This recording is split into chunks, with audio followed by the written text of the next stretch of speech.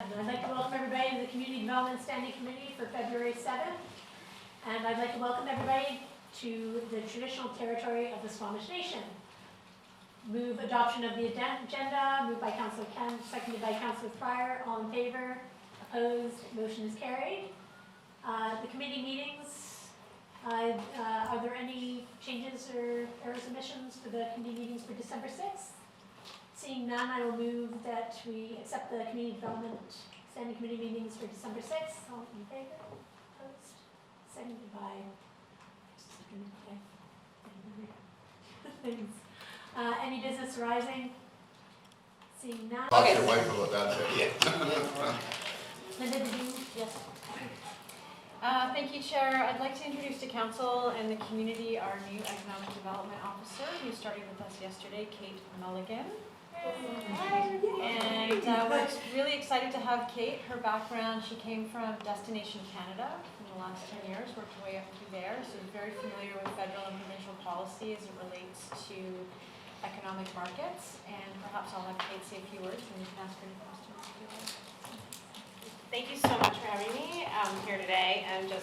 I'm very, very excited about this challenge ahead. I think Squamish is seeing really exciting times, and I'm so honored to be part of it. And I moved to the community August 2015 from East Vancouver, and I have 3 kids and a husband. We're all very committed to seeing Squamish be a great, vibrant place to live. And this is kind of like a dream come true, because this has always been a focus for me, my community, and being able to be part of this really exciting time is going to mean so much to me. It means so much to my family, and oh my goodness, seeing that presentation really just reinforced how wonderful our community is overall. So thanks so much. I hope I can, bring a lot to the table. I've got a lot to learn, and I feel like I've been here for the past 24 hours, but I pretty much have. Had a long day yesterday. Yeah, but I've already absorbed, so much, but there's just so much more to learn. So I'm very excited. Thank you so much. Welcome. That's fantastic to have you. I will move on to delegations and petitions, starting with the Squamish Kids budget presentation. Is somebody going to introduce the budget presentation, Naomi? Yes, please. Can you introduce yourself? I'd like to know if your mother helped you with your homework. No.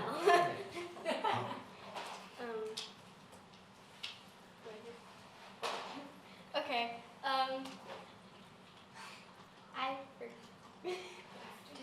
Good afternoon. We are the Takaya Wolf family, and some of our members will be presenting their work for you today. First, we read a book called The Man Who Made Parks, which is the story of a park builder named Frederick. We discussed what makes a good park. We practiced reading maps using a legend and compass rose. We learned how to create our own legend and compass rose. We created a diagram of our park and graph paper and made many, many drafts.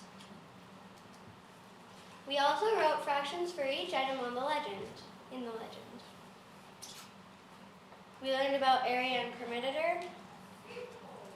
Then we figured out how much grass seed and how much fencing we would need for our park. We figured out the cost of our park and wrote a huge budget proposal, including labor, who will build a park, extra equipment and materials, grass seed and fencing, total cost of the park. One student taught us how to write our own signatures so that we could sign the letters to you. Throughout the process, we did critiques, and shared our work with each other. We received kind and specific feedback that helped us with our next step. Now presenting some of our work. Cedar will be presenting first. Good afternoon, Mayor, council members, community members, and fellow classmates. Thank you so much for having me here today. It is an honor to be able to share my park ideas with you. Hello, my name is Cedar Pigeon, and I am a grade 5 student at Cultural Journey School. I'm speaking to you today because I would like to propose a park that I designed in Squamish. Cheshire Park is a good place for camping and a nice place to hang out. reasons why I think my park should be made here in Squamish. I suggest that Cheshire Park be made in a more open part of Nexon Beach because it offers a wonderful view of the Chief and an amazing shoreline. My park has water to the left, following a beach, which is why I thought it should be made at Nexon Beach so the water and beach may be connected. My park has trees around the edges and some in the middle. It has camping spaces on either side. One is better for families because there's a playground close to it. The other has more nature surrounding it. All camping could be $12 a night. I'm not sure, maybe something different. And has washrooms and fountains nearby. There's a trail in the middle leading to the different areas in the park and a concession stand for people to get food or supplies if they need to. The parking lot is to the right, opposite side of the water. I think that Squamish would benefit from Cheshire Park because the people that would go there would be surrounded by nature and would be able to sleep and wake up to the Squamish Chief. I also think that Squamish would benefit from Cheshire Park because it is a good place for families to go camping, to hang out, and to be in nature. For my last words, I would like you to build my park here in Squamish because I feel that it would be an amazing place to get out of the bustling town and into a nice park surrounded by nature. Thank you for taking the time to listen to my ideas, and I hope you are able to build my park.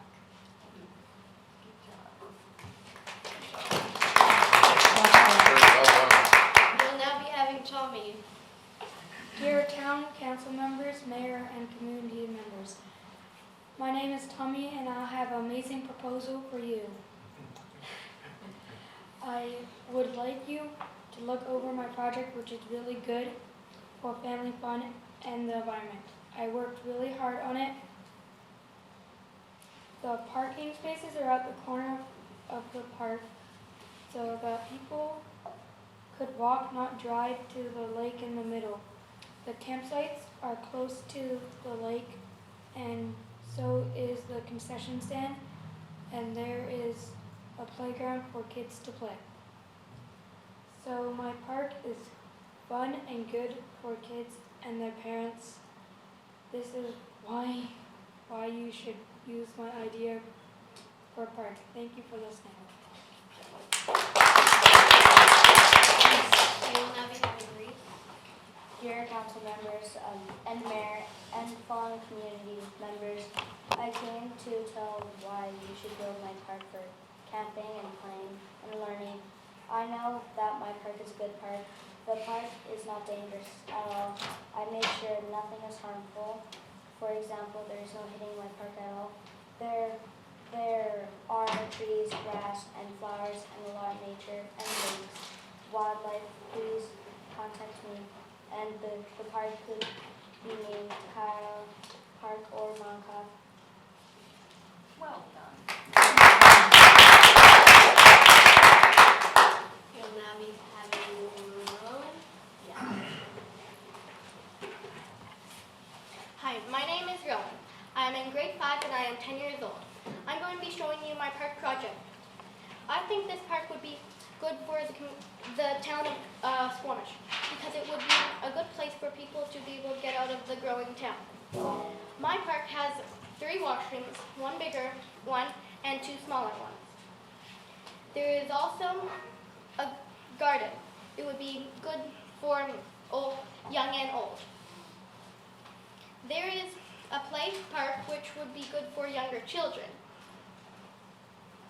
Near the play park there is a man-made lake. It would be good for swimming in warmer seasons. Near the bigger washroom there is a pond. It would have frogs and fish in it. There is also a small dog park and camping sites, which would be good for families. That is my park. I hope you liked it. Please consider some of these ideas, and thank you for your time.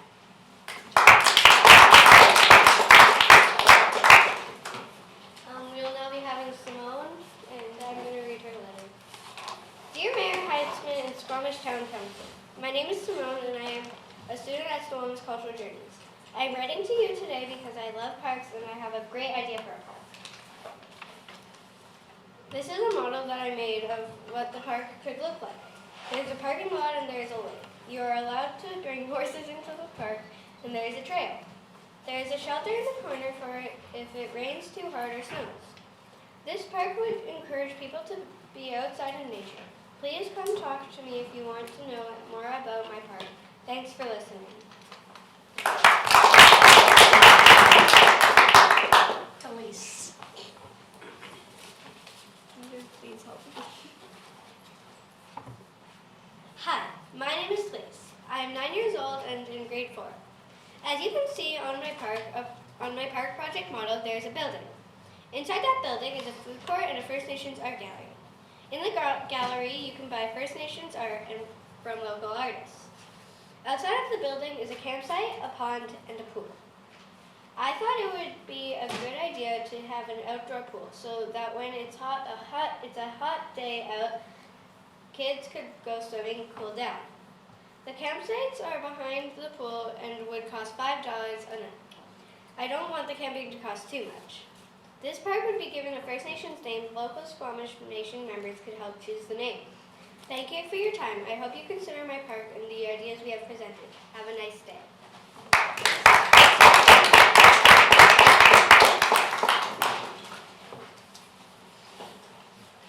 Other members of our class that contributed to the project: Alex, William, Eiley, Foster, Elliot, River, Callie, Barr, Will, Naomi, and Dayton. Reese. Now, a very special suggestion from all of us. We believe in promoting First Nation culture. We would like to suggest that our park have A totem pole created by a local Squamish artist, a memorial for residential school survivors, and a sign that explains Squamish culture, and a totem pole, and information about residential schools.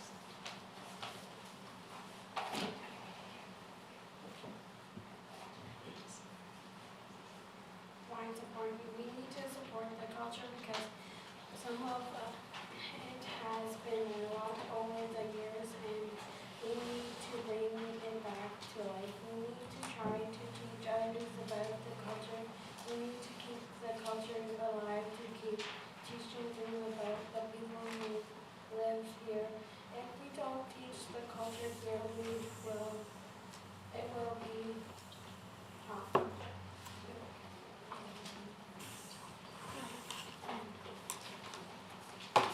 We use the First Peoples principles of learning to guide us. So check these out and use them to help guide you through the process of making great changes happen for our community. When creating our parks, we thought about the principles of learning.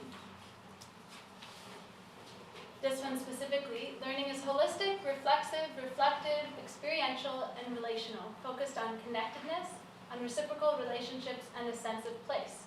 So we want to encourage people to spend time in nature and develop a connection with each other in that place. Learning involves patience and time. We recognize that learning takes time. We need to be patient, diligent, and have a growth mindset. This project helped us learn about making multiple drafts. For something like this, we have to put a lot of time into and patience into the work. We hope that you consider these ideas while planning future parks for our community. Keep in contact with us. We would love to hear from you and even collaborate in the future. Honor First Nations people and promote Squamish language and culture. Thank you for your time. On behalf of the Takaya class, we would like to thank you for listening to our presentation. Having an authentic audience makes our projects meaningful and fun. Check out our class website, culturaljourneys.weebly.com. Contact us at Miss Naomi's email.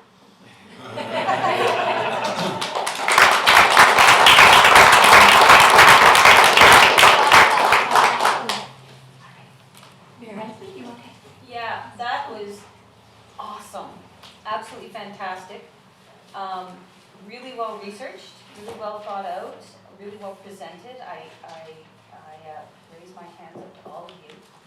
I lift you up. I like our staff. I think there's a couple really things that we can actually action right away. And our staff has been talking about it. We're going through something right now called the Official Community Plan.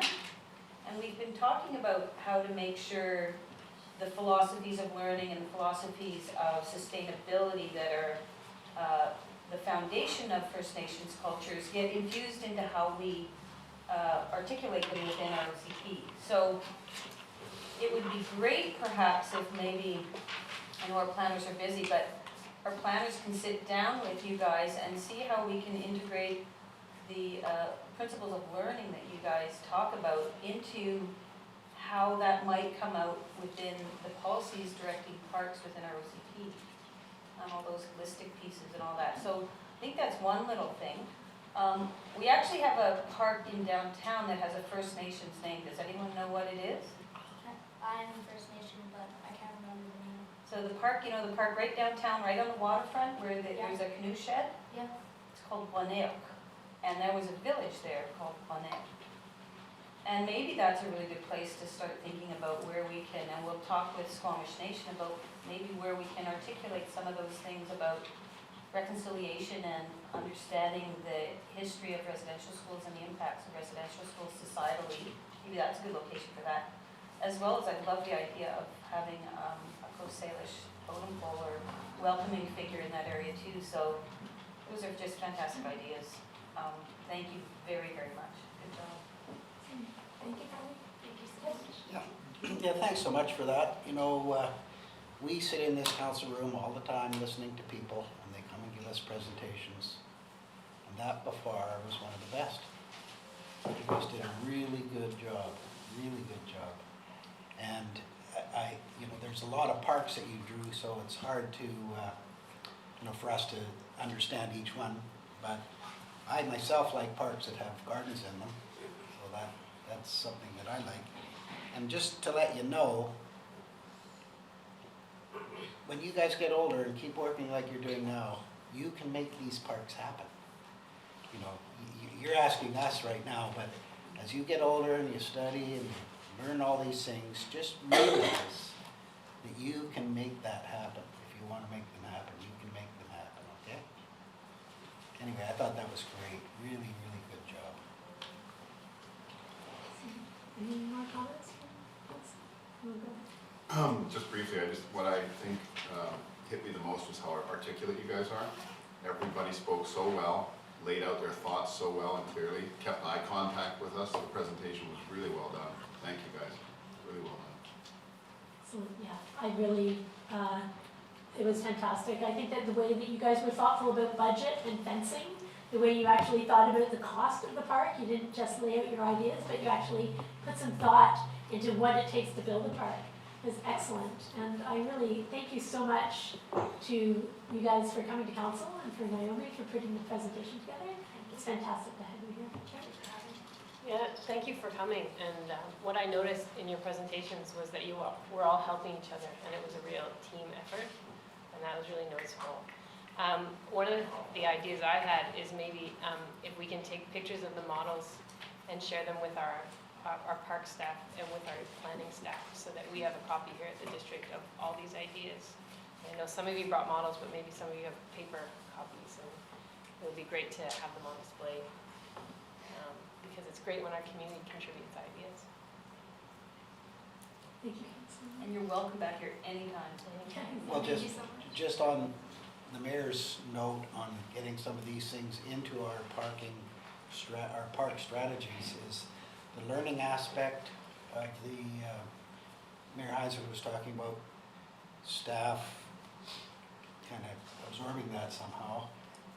And so, I think that's really, really important. And also, if we could get totems in our parks, oh, I'd be so happy. So you guys can keep bugging us about that.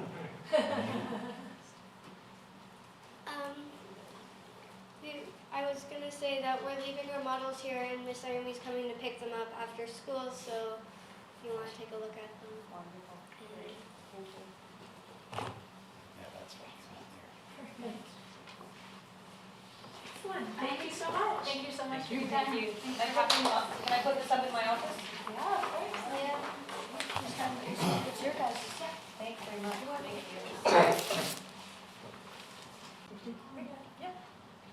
Would you like to introduce yourself? Yes. Hi, my name is Sylvain Seller. I'm the Business Development Manager for Moto Car Share. Thank you everyone for having me here. Councilors.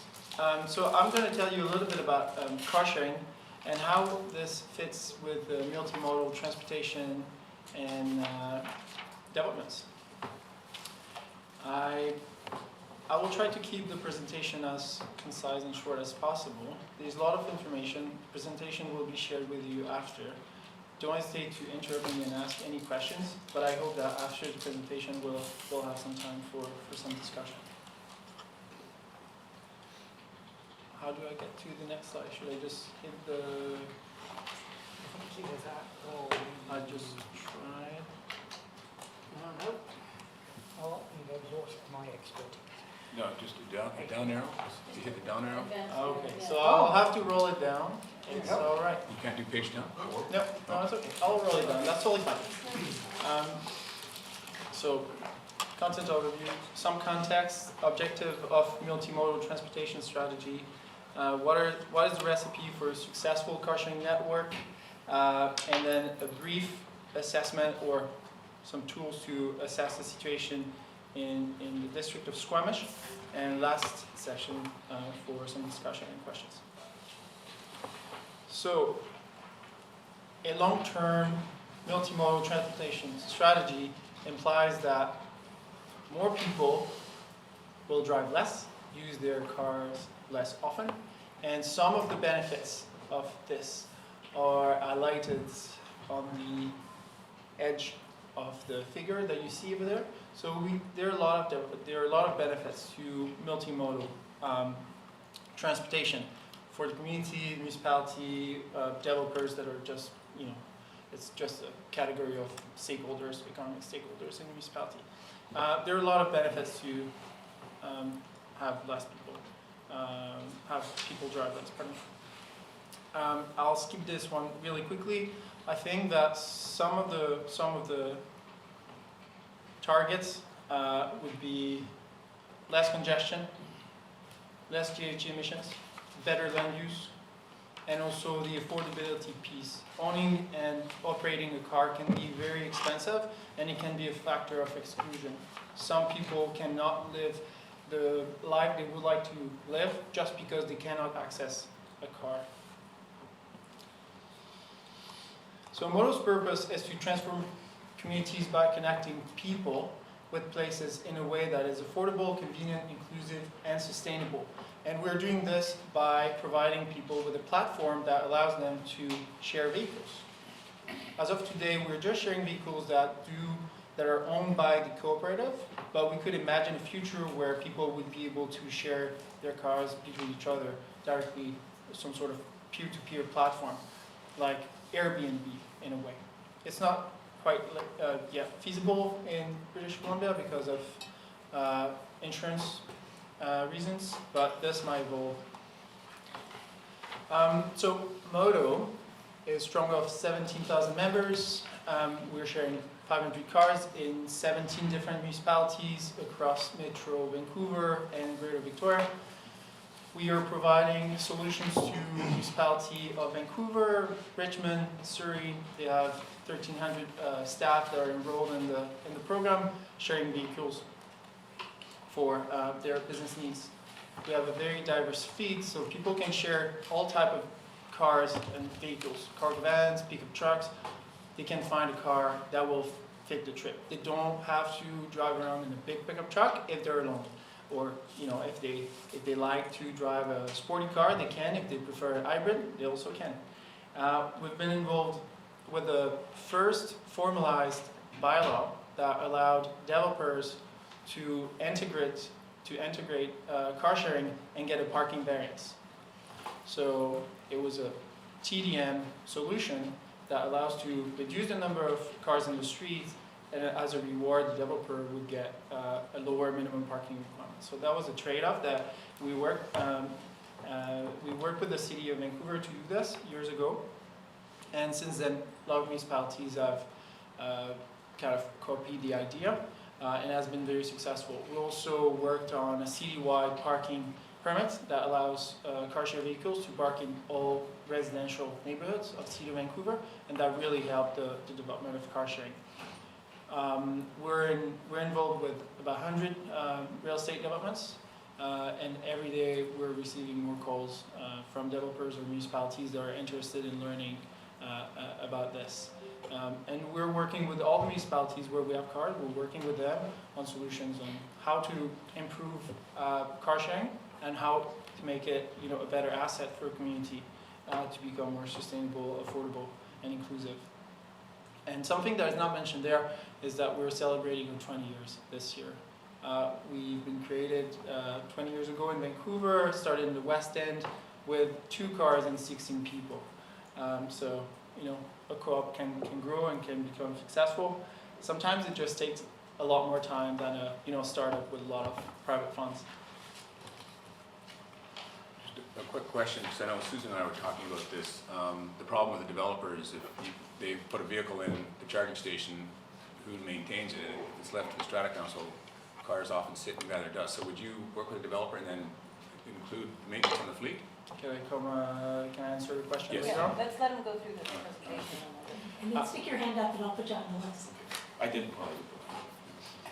Yeah, actually, let the chair acknowledge your hand though. Is that a flare? Yes, that would be lovely. So Modo provides what we call two-way car sharing, meaning that you pick up and return the vehicle at the same location. It's not a free floating service where the vehicles are moving around and being dropped off randomly within a home zone. So it's nothing different than your own car that you would pick up in your streets. You would drive it around. You would book it for a certain number of hours or days. You drive it around and you bring it back where you picked it up, and then it's going to be available for the next member. It includes everything. It's a simple pricing structure. Either an hourly rate or a daily rate, and then you get the gas, everything included. You can book the vehicles in advance, up to 1 year in advance. This allows people really to plan their life, and you're not subject to not having a car. If you book a car, the car is going to be there for you. Some general information about the impact of vehicle ownership. Something that is essential, I think, to keep in mind is that those cars, the average car is sitting ideal 95% of the time, so it's a big waste of money and also land. And I don't have the data for the region, the district of Squamish, but I know that for Metro Vancouver by 2041, if we don't do anything and continue at the current vehicle ownership rate, we will see up to 700,000 more cars. So that's a line of cars from Kamloops all the way down to the Mexico border, back to back, like bumper to bumper. And we're going to have to take this on our streets and absorb it. So that's a big challenge. Vehicles are also emitting a lot of GHG emissions, 58% for Metro Vancouver. That's a significant number. BCA is telling us that owning a car is an average $9,500. You can imagine that can go way higher and also lower. On average, our members are spending $600 a year on car sharing. Why? Because they take public transit a lot more, they cycle, they walk, and driving is kind of the solution that is going to fill the holes that other modes of transportation is not going to be able to satisfy. And the last point is that on average, households using Modo own 0.36 vehicles. So every 3 Modo families, only one owns a car. And before that, 2 of them owned a car. So one family shared the car because of joining Modo. And if you think about the average ownership, I don't know what it is here again, but I know that in some municipalities in Vancouver, there are more cars than households. So it's something that we have to be mindful. There are two different types of car sharing. Everybody is kind of using this big word, though it's essential to make a clear distinction between what we call one-way car sharing and what we call two-way car sharing. So as I said earlier, Modo is two-way car sharing, meaning that you pick up and drop off the vehicle at the same location. There is another provider that offers the same service. Here in the region, it's Zipcar. They are owned by Avis Budget. They have a fleet of about 220 vehicles. They are in Whistler currently. And then you have one-way car sharing, which is nothing different than a drive-it-yourself taxi. So you're gonna look for a car on your app close by, you're gonna book it immediately, you're gonna drive it around, go to your destination, you drop it, you end the booking. You don't have to bring it back to its own location. So the service is no different than a taxi. People can do the same type of trip with a taxi, sometimes with a bus as well. So those two services are very complementary. They serve different needs. Some other shared and connected mobility services. I thought that it would be important to just mention them because of Squamish's location. The first services that are new, sometimes very controversial, is called ride sourcing or ride hailing. Uber, it's nothing else than a taxi service. It's not yet legal here in BC, but we should be prepared for its arrival. The second service, it's intercity ride sharing or carpooling, we can call it however we want. It's kind of the version 2.0 of hitchhiking. Instead of standing on the side of the road and waiting for someone to stop, it's a platform that is going to allow people to connect and find empty seats. So when I'm going to Whistler or even Squamish and I have empty seats in my car, I can post them on the platform, and then people are going to pay for the seat. For instance, to go from Vancouver to Squamish, it's $6. And I set the price, and I cannot set the price so high that I'm making a profit. It's just to cover the cost of the transportation. So going to Whistler from Vancouver, for instance, $12. I think that everybody wins. That allows me, for instance, when I book a moto, that allows me to offset the cost of the booking, and some people are getting a ride. So POP is something that is working. We're using them. Moto is trying to partner with them, or is partnering with them to kind of build some synergies between the two services. The last one is inner city ride sharing. So it's really within a city, people are going in real time, just say, hey, I have 2 seats available, I'm going to this destination, and somebody else will be looking for the same ride or a fraction of the ride, and then they can jump on in the car. In Vancouver, there is a startup that is working on this. It's called Spare. They have a harder time to get some momentum compared to POP, for instance, just because it's hard to connect people in real time. So, objective, what are the objectives of a multimodal transportation strategy? Obviously is to have less trips taken in private vehicles and more trips made with alternative modes. Those alternative modes are walking, cycling, public transit, taxi, and car sharing. So the goal really is to enable people to be able to live a car-free or car-light lifestyle. Until they're able to live this lifestyle, they're not going to sell their cars. So it's really about kind of bringing the pieces together so people don't need their cars every single time they have to go somewhere. And also, the second piece that is real important for people that need their cars to go to work. How can we make sure that these people increase occupancy of their vehicles and don't go alone to work and back home from work? So that's where the ride sharing, the carpooling plays an important piece. So when you have this ecosystem where people don't need to drive around all the time, then car sharing is the solution that allows people to get rid of their cars. We're filling the holes, nothing else. Some of the requirements for a successful car sharing network So first of all is to recognize that car sharing is an N+1 transportation mode. As I said just before, we're filling the holes left by other modes, the biking, the walking, public transit. The second is to recognize that car sharing is a neighborhood amenity first and foremost, especially when car sharing is fostered by new residential developments. So if there is car sharing that comes with a new development, it shouldn't be exclusive for the residents of the building. It should always be open to all the members of the car share organization. Otherwise, we really limit the impact that this vehicle or those vehicles can have. So it has to be treated as a community amenity, neighborhood amenity. The third point is that, as I said before, two-way car sharing works best when people don't need to drive often. Therefore, walkable communities that are complete, where people can just jump on their bike for 5 minutes and go to work. The fourth point is that car sharing needs to prove that it can work. When it comes to a new community, it has to prove the first adopters that is going to be reliable, that is going to be convenient for them to use, and therefore having enough availability, enough vehicle availability is key. And the number that we found, the minimum number that we found to be successful is 3.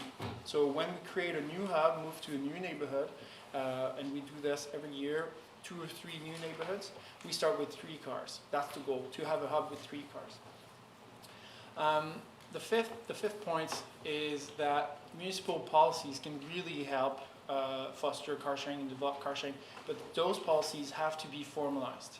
So it's easy for the municipality to communicate to the community stakeholders. It's easy for people to understand how it works, how they can play a role, and how they can move this forward.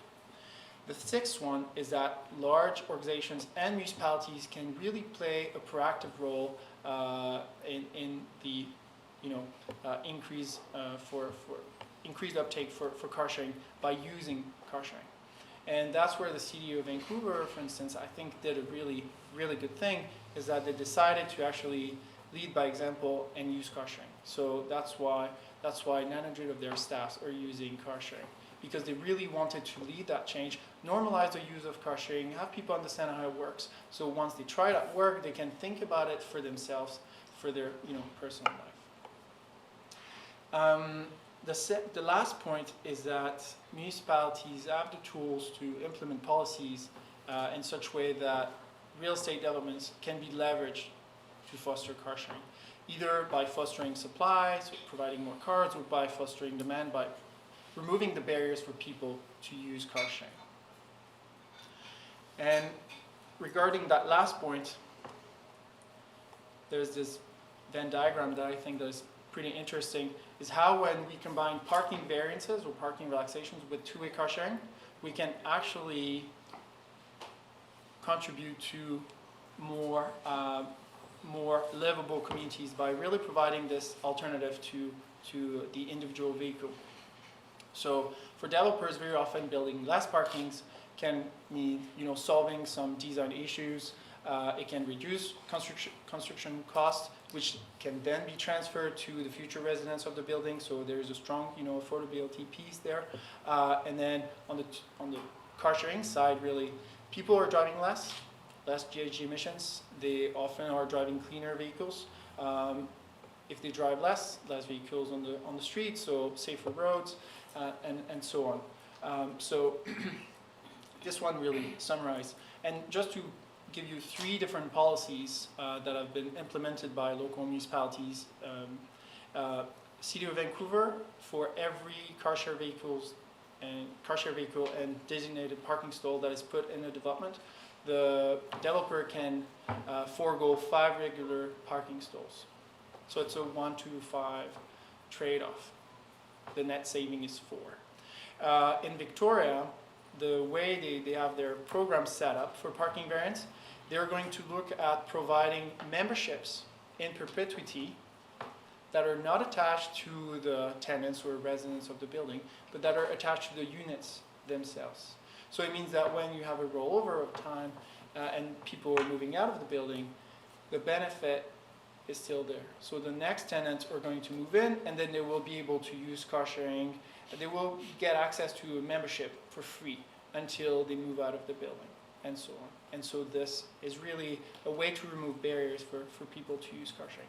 And then the last one, it's what UBC Property Trust is doing in UBC. So they have a program where developers are asked to contribute to a fund for car sharing. So the developers are paying a set amount per unit, and this money is collected by UBC Property Trust and then used to fund some car share vehicles. And there is a direct discussion between the car share organizations and UBC Property Trust on where the vehicles should go, where they are most needed. And so the car share organizations like Modo do have to provide the rationale. We have to show them that usage is so high that additional vehicles are needed.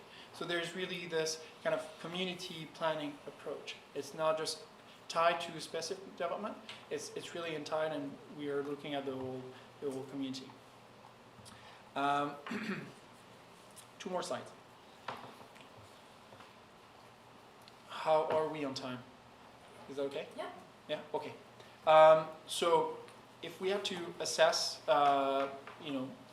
Squamish, the first thing that we would want to do is to really understand local transportation and get a better sense of the potential for two-way car sharing. So there are a lot of ways to do this, engaging with community, survey, open houses, workshops, and really the goal is to see what are the barriers to a car light or car-free lifestyle. What do we have to do to get there? The second one, once we have this understanding, is to define some objectives in terms of two-way car sharing, but also multimodal transportation, because we can't really dissociate the two. And car sharing, shared mobility. So I think that we have to look at the whole ecosystem of shared mobility. And the third one, once we know what we want to accomplish, is to define and design the tools that we're going to use to get there. So there are some tools that are directly related to car sharing and some that are indirectly related to car sharing. So indirectly related, planning and zoning will play a huge role by creating more walkable communities. Public transit as well. Sometimes our members are using public transit to get to a vehicle. We have cars at pretty much every single SkyTrain station, just because it's easy, in Metro Vancouver, in some places, to get around with the rapid transit. So specialty vehicles tend to be close to transit because we want as many people to get to them. Active mobility is also plays a big role. Ride sharing, I think that's a very, very important piece, especially for Squamish, because you're between Wester and Metro Vancouver, and you have about, on average, I think I've been told 15,000 vehicles that are going through. So let's imagine if the occupancy of these vehicles goes from 1 point something to 2 point something. We can really reduce the number of cars, and a lot of people will not take their own cars to drive down or drive up. Therefore, maybe they don't need to own a car anymore. Those that are directly related to car sharing, it's really all the policies that can be put in place around developments, how large organizations and municipality can play a proactive role by using car sharing, and the last one is raising awareness. Even though Modo has existed for 20 years, a lot of people don't know about us, a lot of people don't know about car sharing, and when they know, they have this very vague understanding, and they don't necessarily know what's the difference between one-way car sharing, two-way car sharing, how they can take advantage of the two to get around. So there's a very important piece there. And that's where also car sharing can play a role with electric vehicles. We can introduce electric vehicles. Very often people are gonna have their real first test drive an electric vehicle with a shared vehicle. You get to a dealer, you try a car for 15 minutes. It's not like if you have it for the weekend or if you have it for a month to go shopping or pick up the kids. So you can really see how it works for you. So there's really an interesting piece that it can be put in place there. And if we were looking at Squamish, just like this, we looked at it without really understanding the driving patterns or who is living where, but we see two potential hubs for car sharing next to Quest and here next to the City Hall in the downtown. Why? Because those seems like the areas with people that are walking around, and that could be good prospects for car sharing. So each of these locations should be populated initially with 2 cars, and then a third car would have to come within the next 12 months to bring that, availability component. What would be required? Make sure that we have a population that is going to be interested in car sharing and using car sharing. Make sure that Quest is set up to use this for their own needs, and the municipality is also set up to use car sharing for their own needs. So they can provide the core usage, they can bring that credibility piece and that leadership piece that is needed. And the last one, second last, is have a set of policies. So you know where you're going, you have that direction that is set, and you have the tools to get there. The last one is getting some funding. If you're planning on making this a success, it's really important to remove barriers for car share organizations to get started. And very often, the relationship that can be put in place with developers can play a significant role, because there is a very nice trade-off for everyone. So I think that it's the kind of the low-hanging fruit. If you want to make this happen, developments can be the place to go find some funding and find some people that are motivated to make this happen. Can I answer your question now, or is there somebody else that had a question before? No, I think you have answered my question. Okay. But I'm just wondering, at the last point, could a private citizen buy a vehicle and put it into the pool as an investor? So I will just speak for Modo. So Modo is a member-owned cooperative. There's every user is a shareholder. So if someone wants to give its vehicles to the cooperative, that's feasible, but the vehicle will become an asset of the co-op. The owner will not retain ownership. So that's why we purchase usually. We buy all the vehicles, we own the vehicles. So the members own the vehicles. And if you wanted to do that, we would have to make sure that the vehicle is matching with our security requirements and efficiency requirements, things like this. But you could make a donation, yes. So I guess I don't understand point 6, the funding available. So we need to raise the funding, or there is funding from Modo's side then to purchase vehicles for these 2 hubs? For us, if we wanted to start, we wouldn't take the risk to put our own capital at this point. We wouldn't take the risk to put our own capital into those hubs, just because there are so many fires everywhere that we have to make choices. So as I said earlier, we're taking 2-3 new neighborhoods per year to grow the network, and Squamish wouldn't come top of the list for the next few years. So if you want to kind of make things happen fast and faster, funding has to be made available, and we can operate just because that first barrier, that capital issue is taken care of. So someone then's going to have to donate the money to get the vehicles in those 2 hubs then, and basically the vehicles become your property then, basically? That is correct. Okay, I just didn't understand. Yep. Okay. Okay. Yeah, thanks. I really like the concept.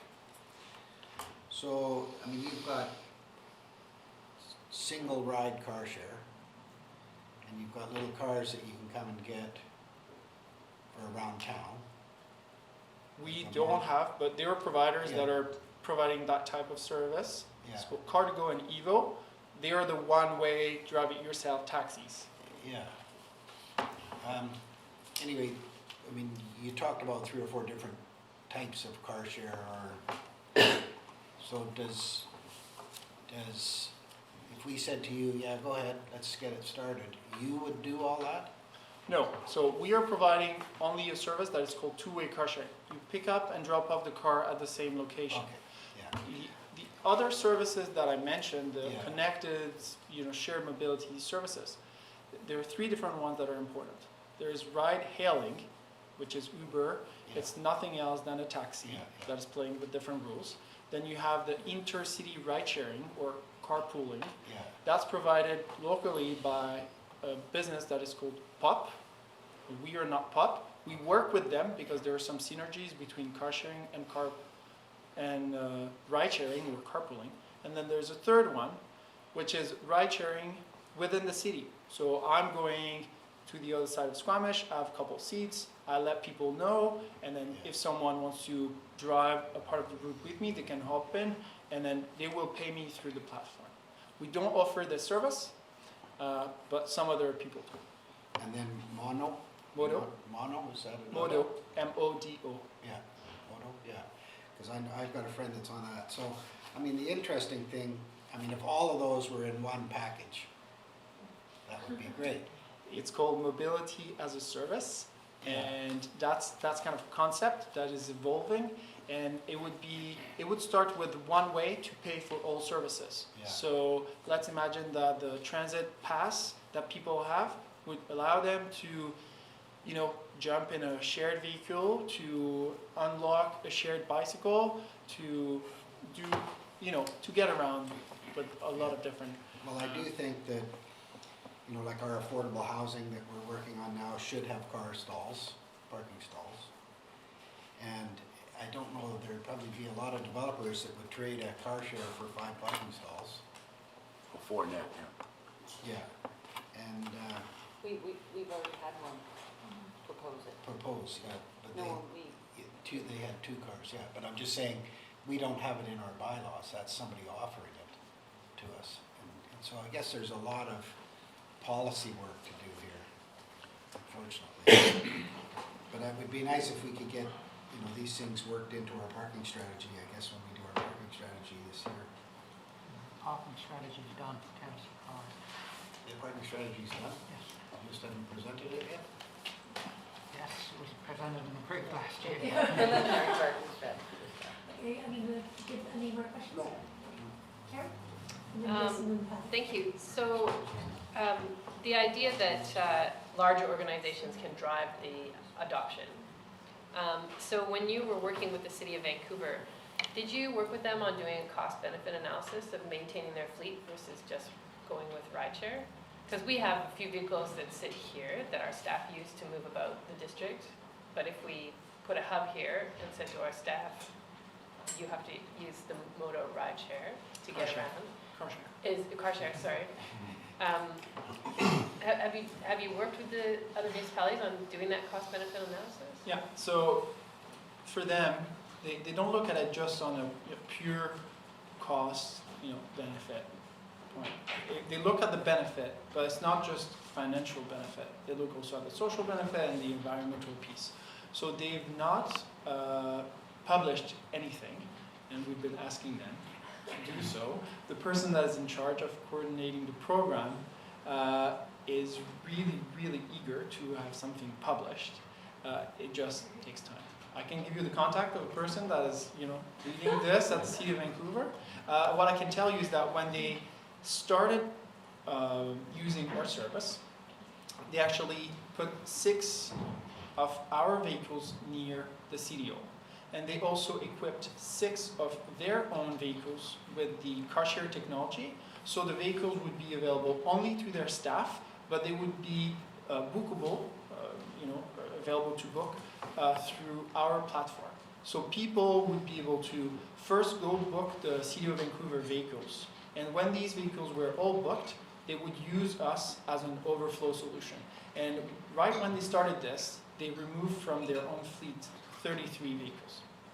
And so the question that, you know, they are always asking themselves now is, do we need to purchase a new vehicle that is going to drive 5,000 kilometers a year? So yes, it costs more to use Modo because they pay a flat rate per hour, but the savings, sometimes the savings that they make are just a part of the whole benefit, which is now there are more shared vehicles that are available in easily accessible public locations. People can use them, they shed their cars, they save money, there's less congestion, and so on and so on. So City of Vancouver can give you some elements of answer. Unfortunately, I think they just don't have the whole thing put together in a nice paper. Okay. Can I just follow up with one more question? So when I lived in Australia before I had kids, I used a two-way. Go get. Yeah. And then we had children, and it became way more complicated because you can't really walk down the street with us pushing a stroller and your car seat.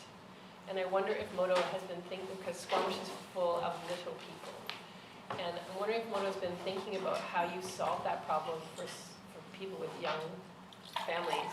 Because now we would use it, right? Because one of our daughters doesn't need even a booster seat. The other one has a booster seat that's easy to carry it, she can walk. But when it was really difficult. We had to buy a car that we didn't really want because we couldn't figure out how to get 2 kids in 2 car seats to the car share car. Yeah, so 2 pieces there. Accessibility and the feature of the vehicles. So if the car was parked in your parkade, in the parkade of your building, or right around the corner, it would be totally fine to walk for a minute with all that stuff. Or to just do a quick round to the car, bring the baby seat first, and then take the rest of the team with you. If the car is far, it becomes very complex. Now the second piece in terms of accessories, because of regulations, we can't provide baby seats. We have to change these as per the law. We have to change them so often that it becomes just a nightmare for people to use, for staff, and it's a very high cost. So unfortunately, that's part of the the things we would like to solve is how can we please everyone. But so far we don't have the perfect solution. So people could leave that seats in the car, but then who is going to be liable if it's misused by someone else? Unfortunately, it's a tricky one. But I understand why you dropped off, and we have a lot of people that are telling us the same thing. We have children. It's not as convenient as it was to use. And often we go from their main car to the second car. Yeah. Thank you. Jason and Bobby. Thanks for coming up because we've been having this conversation quite a bit lately over the last 2 years, and it is something that comes up with great regularity as we are, most of our new development we're trying to grow within our existing footprint and having multifamily townhouses, a lot of townhouses and things like that. And the question always comes up is there enough parking and all of these things? And I think, even for us to set some targets around at least reducing the number of households with 2 cars, I think even that would be a very big achievement and would help us meet a lot of our goals. A couple of questions for you. When you're looking at a typical neighborhood that you want to go into, what kind of density numbers are you looking for, and what kind of sort of critical mass of people in the vicinity do you need to consider going? So we don't just look at density. So all things equal, higher density is better. But access to public transit is also essential. Mixed use zoning is also essential.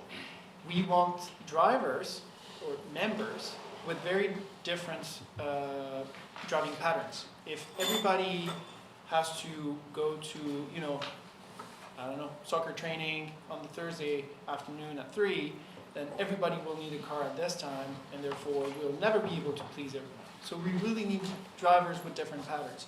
So it's not just a question of density, it's really a question of diversity and how easy it is for people to access the cars and how easy it is for them to live around where the cars are located without the need to use that car all the time. So it's density, not just density. Okay, yeah, because my reflection in terms of the potential location, I think downtown is a great idea. There's lots happening down here and different types of families.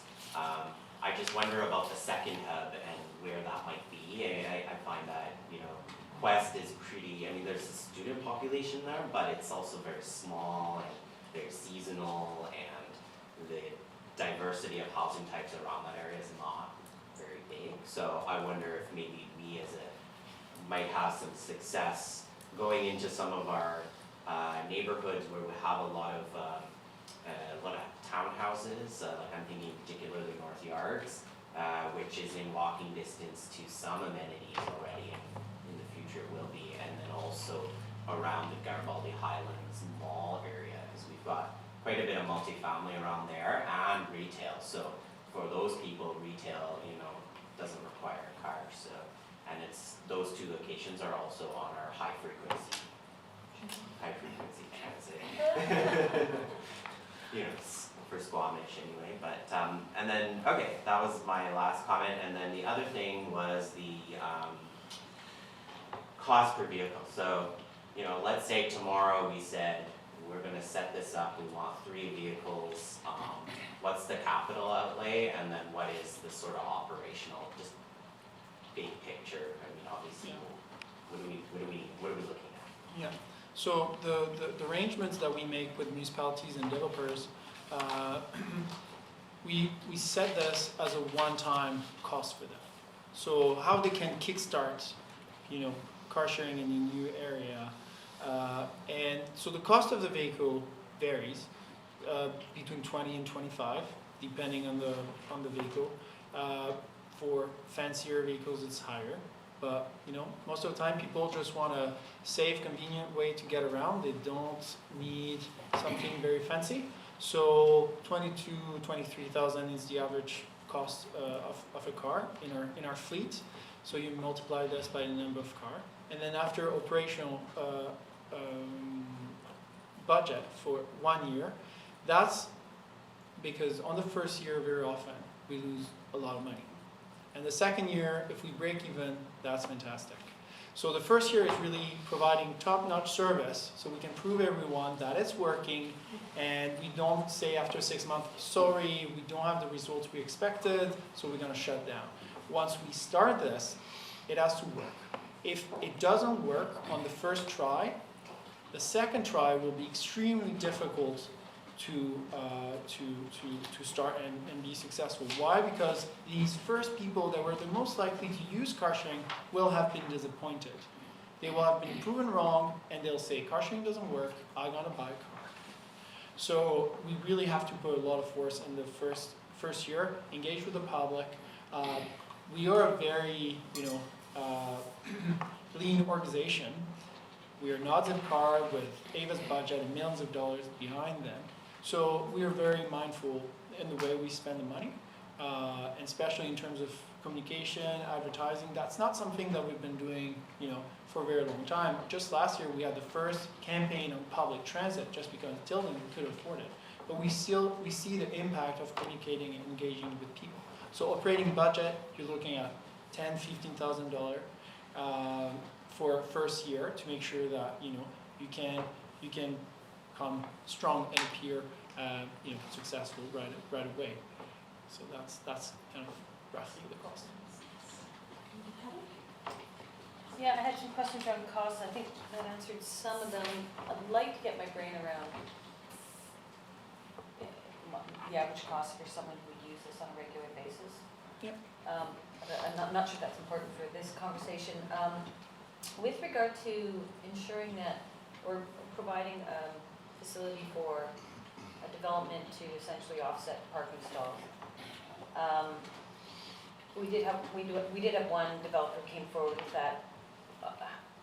Do you have instances whereby this has happened and then the car share has gone away? Like, how do you ensure there's some sort of covenant that you're getting the car share at least in perpetuity or for a significant amount of time to allow it to succeed? Or how do you make sure you're actually getting the car share and you're given, Yeah. So I'll answer your first question really quickly. On average, members are spending $600 per year with Modo. And how many trips is that on average? So people use the car 2-3 times per month on average. We see people using the cars weekly. Nobody is using the car daily. Nobody is using Modo daily, except a few business people, but it's just 5 days a week. Most people use us at least once a month, and the average is 2-3 times a month, so $50. The rates, $4 an hour, $40 a day, plus a small fee per kilometers, or there's another price plan, which is $8 per hour, $64 per day, and it includes 200 kilometers. So the system is going to calculate which price plan is best for you, depending on how much you drove. If you don't drive a lot, there we go, you have it. Perfect. My question was really about if you're using it every day, obviously. It doesn't make sense. It doesn't make sense. It's really that infrequent user that. Yeah. And well, if you use it for half an hour, it might make sense because the shortest duration is half an hour. So it might still make sense, but it's really for people who don't need a car more than 2-3 times a week, very, very maximum. So the second piece, how do we make sure that the vehicles, once they come to a new development, they are not pulled out? Well, always anticipate. So is this location a good one? If it's not a good one, then we shouldn't put the car in the first instance. We've had a few learning mistakes in a few municipalities, especially Burnaby, where the municipality really dictated what the car share program should look like without even consulting the car shareization. So they said the developer needs X parking variance equals X car share vehicles. Hey, car shareization, we want you to put 6, 10 cars. And we told them it's not going to happen. It's not going to make it. So the demand wasn't there, and after a few years, we had to pull the cars out. It was a good deal for the developer, not so much for the residents who thought they would have more shared vehicles. And not so much for us because there's a reputational risk, obviously. So it's really consulting the car shareization as early as possible in the development process, so the organization can assess the need and say, we should have that many cars upon occupancy, and then we should have kind of a way to increase the number of vehicles if we see that demand is there. And also because car sharing is a community amenity, we should be able to untie the location of the development and the location of the cars. If we just look at putting the cars at the development, we're going to have a glut of vehicle that is not going to serve that many people. Because people are willing to walk for 500 meters. They're willing to walk 5 minutes. More than that, they don't walk. Especially if you have kids, we have to forget about it. So how can we untie this amenity from a development, even though a developer might have provided some funds or some sort of incentive for it to happen? How can we untie this amenity in such a way that if 4 cars are required, we spread the cars as well as possible. So these 4 cars will be available to the maximum people within the community. So we have to look at, all the streets and all the area just as a big grid that we want to populate nicely. And that's the best way to make sure that these cars are not going to go away, to make them available to as many people as possible and avoid the glut in one location, especially if the cars go underground. People that go in the underground parkade, or people who do have a car, or sometimes there's the bike parking, sure. But most people going in the underground parkade are those who have a car, and those who don't, they don't go there that often. A couple of things, Karen. One thing I think we have to be cognizant of is that in 5 years or less, we're going to have autonomous cars. So you'll be able to get on your phone and wireless charging. The car will actually drive itself to your house. Now, it may be covered under a low-speed bylaw, so it only can go up to 25 kilometers an hour, 30 kilometers an hour. But that's coming, and it's going to come sooner, I think, than most people expect. To answer your question, Patty, I did some calculations and figured $9,500 a year to go 20,000 kilometers on a car. If I owned a vehicle, an internal combustion engine. If I have an electric car, given it's reliable, it's about $4,000 a year on a car share program to drive an electric car, because the cost of operation and maintenance is so much less. I guess my question to you, though, is I've also had a question from a greenhouse company that grows local produce, and they want to have an electric fleet to deliver their produce. And I suggested the car share. He said, well, what if we had a car share where people could actually bid on delivery jobs as part of a car share program? Because they're normally small, so like a Chevy Bolt, like a little SUV would be perfect for doing that. Have you done any experimentation with that process of, because the idea for the benefit for the greenhouse is that they get carbon credits because they're electric vehicles, because they have to keep their whole operation low carbon. Have you had any inquiries on that? So a few things.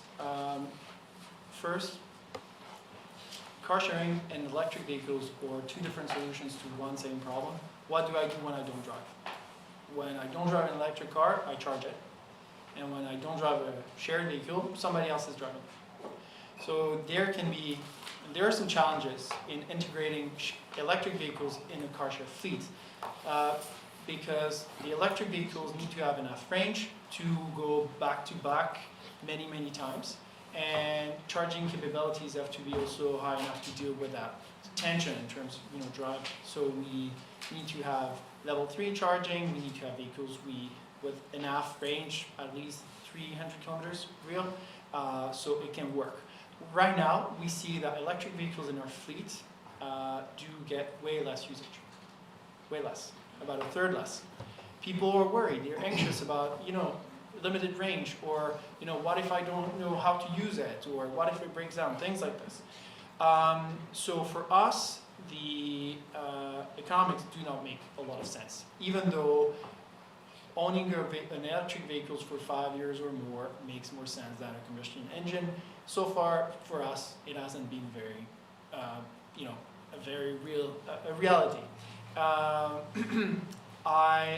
think that is going to change as vehicles become more capable, as we see a better charging infrastructure, and we want to be part of that change. So already 1 in 5 motor vehicle is hybrid or electric. Most of them are hybrid, but I think that there's going to be a switch to plug-in hybrids, and then bigger and bigger batteries up to the point where we will have electric vehicles. City of Vancouver has this new strategy for electric vehicles. We're working with them to bring more shared vehicles that are electric and kind of educate the people, because we always have to keep in mind we're not dealing with people that are car lovers or car people. So to answer your question, we could have an electric vehicle in the fleet, but we would have to make sure that it's the right one. We would have to make sure that it makes sense in terms of cost, benefits, and all this. It's feasible, but it's not as simple as many people think. So I'm going to go to Patty, then Jason. Well, just but then about the delivery service. Sorry, Matt, I only It's have a totally little bit fine. of They can use the time. car for any type of trips. It's fine. So just really quickly, do car shares of any kind qualify for carbon offset trading? It all depends how you're looking at it. Does Moto? No. All depends how you're looking at it. The benefit very often of car sharing is indirect. Is the fact that people drive less.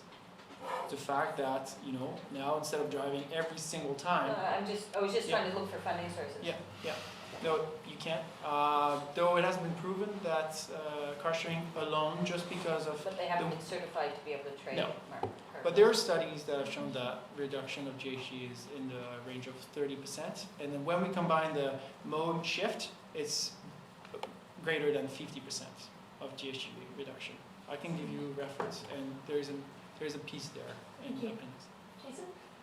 Okay, I think this is something that we really need to jump on very quickly, and I could see us potentially, funding this. We get community amenity contributions from developers, and it's usually cash in lieu, and so we have targeted amounts that go into housing, a special amount for childcare space, and then we have a general amount.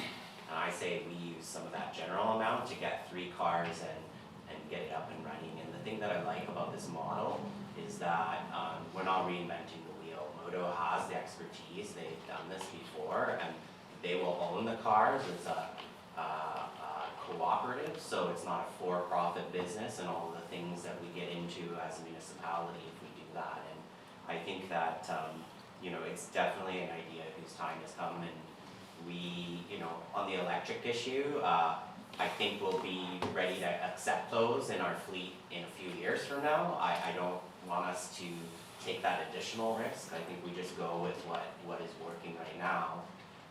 And just because of our geographical isolation, I agree. I think a lot of people wouldn't be using the electric and be worried about getting all the way to Whistler and back, and is there charging, and that could change. I mean, maybe Tesla's going to come out with a $25,000 model, because we've got a Tesla station up here. We ordered 2. They have one next year. But anyway, I would just hate to see that fail, because I think the number one objective that we need to address here in Squamish right now is the pivot that we're doing in terms of offering walkable compact communities. And without car sharing in our context, it's very, very hard to achieve that because we are a smaller community and we don't have the transit resources, so.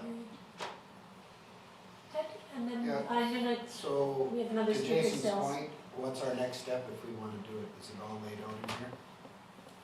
Let's set an appointment and look at, how we can really assess properly the community, understand how the other alternative modes are working, get a better sense of, what the driving patterns are, the businesses that would be interested in driving, how we can mobilize community stakeholders. Is the municipality, the district municipality interested in using car sharing for their staff? How would it look like? How many people have kind of a more advanced conversation so we can make sure that we're doing the right thing at the right time. Do you want to move? Go ahead, Gary.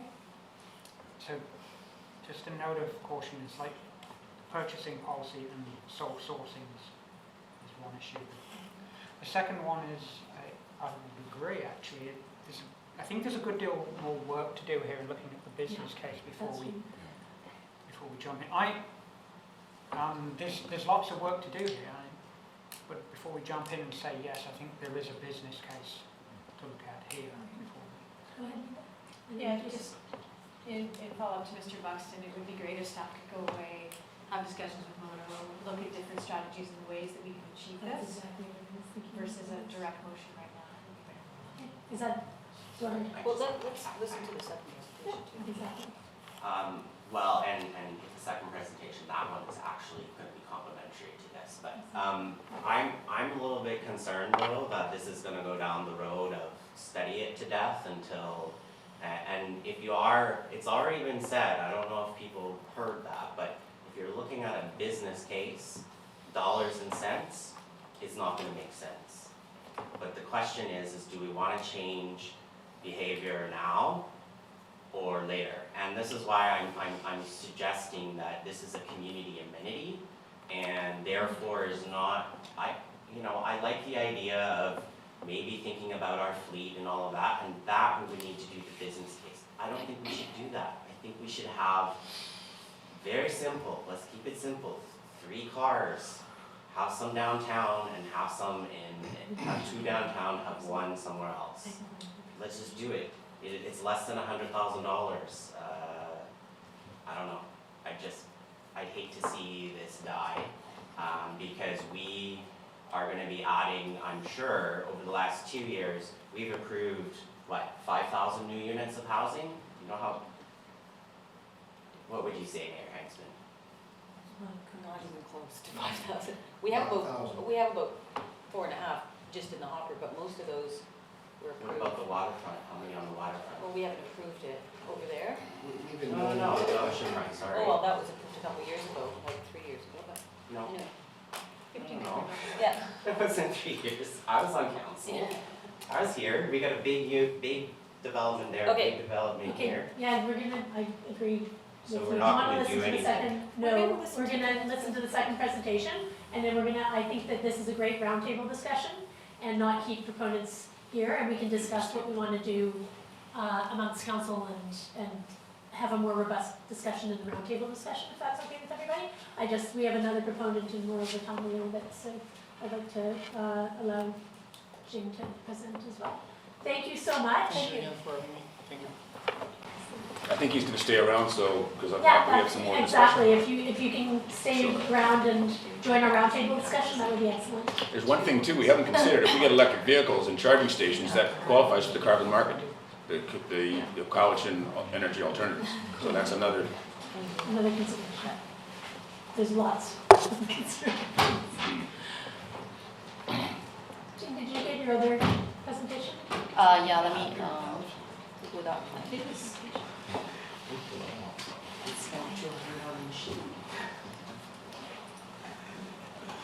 Okay, I'll introduce Jing. Jing is the founder of Duet. It's a community ride-sharing company based in San Francisco Bay Area.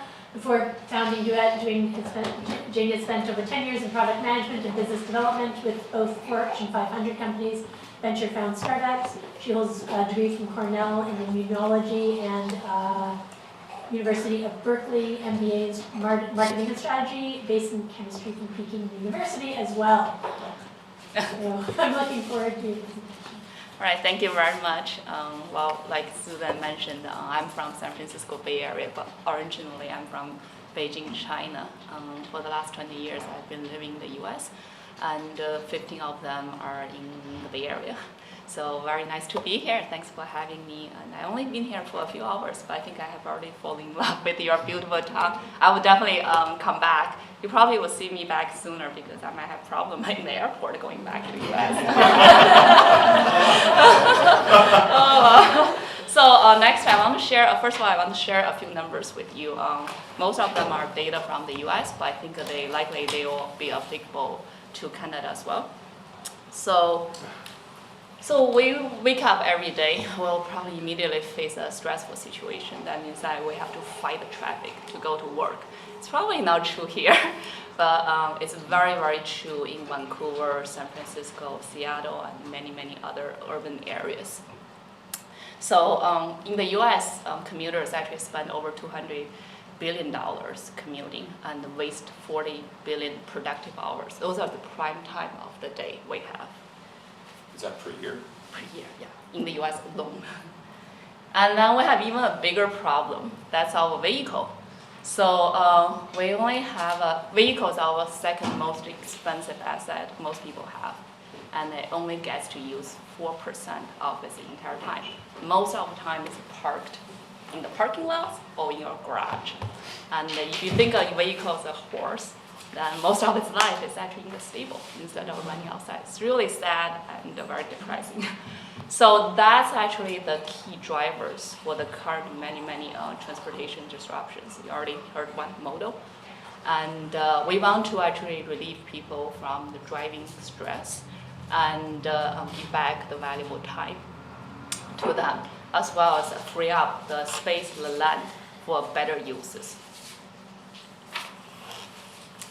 And I'm from the Bay Area. We also like to look into the future.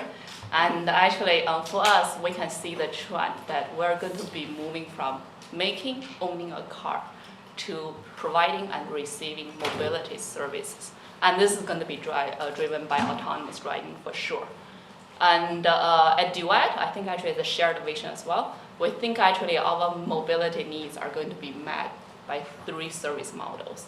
The ride-hailing, like Uber, Lyft. So because there are always times you're running late for your next meetings, you want a shower service, you don't want to deal with driving, parking, etc., and you're willing to pay a premium price. And there's a ride sharing. So whereas you actually know your next trip ahead of time, and you want to have the certainty as well as affordability for your trip. So that's ride sharing. And then there's car sharing. You already have model presented. So there are always times you want the car for your own use, like your family outing trips. And then that's actually a new model. And it's not just pie in the sky vision. Things are really happening in the industry. You can see the big automakers and technology behemoths like Google, Apple. They are forming partnerships with service providers or application companies, Uber, Lyft, and car sharing companies. So things are really happening. In the ride sharing space, it's relatively emergent. And even though it's not a new concept, it's actually really old concept. I have slides later, I'll explain what's the difference, why we're thinking on the failures in the past and why we can be successful later on. But that's where Duet want to play in. So this is our product. I want to actually elaborate on how Duet works. So when user come to Duet, they sign up their account. They will ask them basic commute information, basically where your home is and where your office is. And then based on that information, we'll construct a customized commuter networks for each of our users. So you and I, we have different directions. I'm going to Vancouver, you're going to Whistler, or we are seeing completely different networks. So which means actually right away you're going to have a pool of carpool candidates for you. What you need to do next is just scheduling. Because we know actually your commute, typically you don't move your house, you don't move, change jobs very often. So, but you do want to have the autonomy of your schedule. That's actually a hurdle right now for the current carpooling to be widely adopted. So for Duet, we provide a transparent network. So you see everybody who you can carpool with in the app very clearly, their profiles. And we also provide various verifications to make sure you feel comfortable and safe. And we have our proprietary algorithms to help people match because we are scheduled right. It's not on demand. The reason we do scheduling because to accommodate the low urban density in US, in Canada too. I'm from China, so I totally understand that. So we can stack, we have technology to stack up the requests over a period of time and while analyzing them, matching them. And on Duet platforms, passenger does chip in for gas price, and the app will facilitate the monetary transfer from passenger to driver, and everything's automatic, so it's really easy for users. And this is how it works to schedule a ride. Right now we are on both iOS and Android platforms. So far we're on US App Store only. Just recently we actually integrated with Facebook Messenger, one of the most popular chat apps. And so you can send, when you schedule a ride, you can go to our app and pick a time and send your request, or send us a text on Facebook Messenger. And we are integrating with natural language processing and the machine learning engines, so we can actually understand your text, no matter how you phrase it. So that's the goal. And then once we get the request, so our proprietary system will actually able to stack it and analyzing, finding the match. Once you get match, you'll be notified by Duet. And then you can come to our app, use our phone feature, text feature, location tracking, sharing feature, navigation features to coordinate the pickup with your carpool partners. So product or app is just one part of our solution. Actually, we have two components, major component in our solution. The other one is program. We don't really just throw the app to the market and wish it's going to be successful. We actually really specifically chose a location which we can ensure us to build a critical mass or certain density of network quickly, and to ensure we have a certain match rate, so we can bring success to all the parties involved. And we very closely manage our programs. So the program is actually truly a collaborative effort. Like I mentioned, Duet is going to set up program, lead and manage the program, doing all the legworks. But we do have, we work with corporate partners, big companies, business, small, medium business. So what they do is they will communicate with the sponsor of the program, communicate with their employees to promote the programs. And many of them are willing to actually provide incentives, which means discount carpool fees or rewards to people who are willing to drive.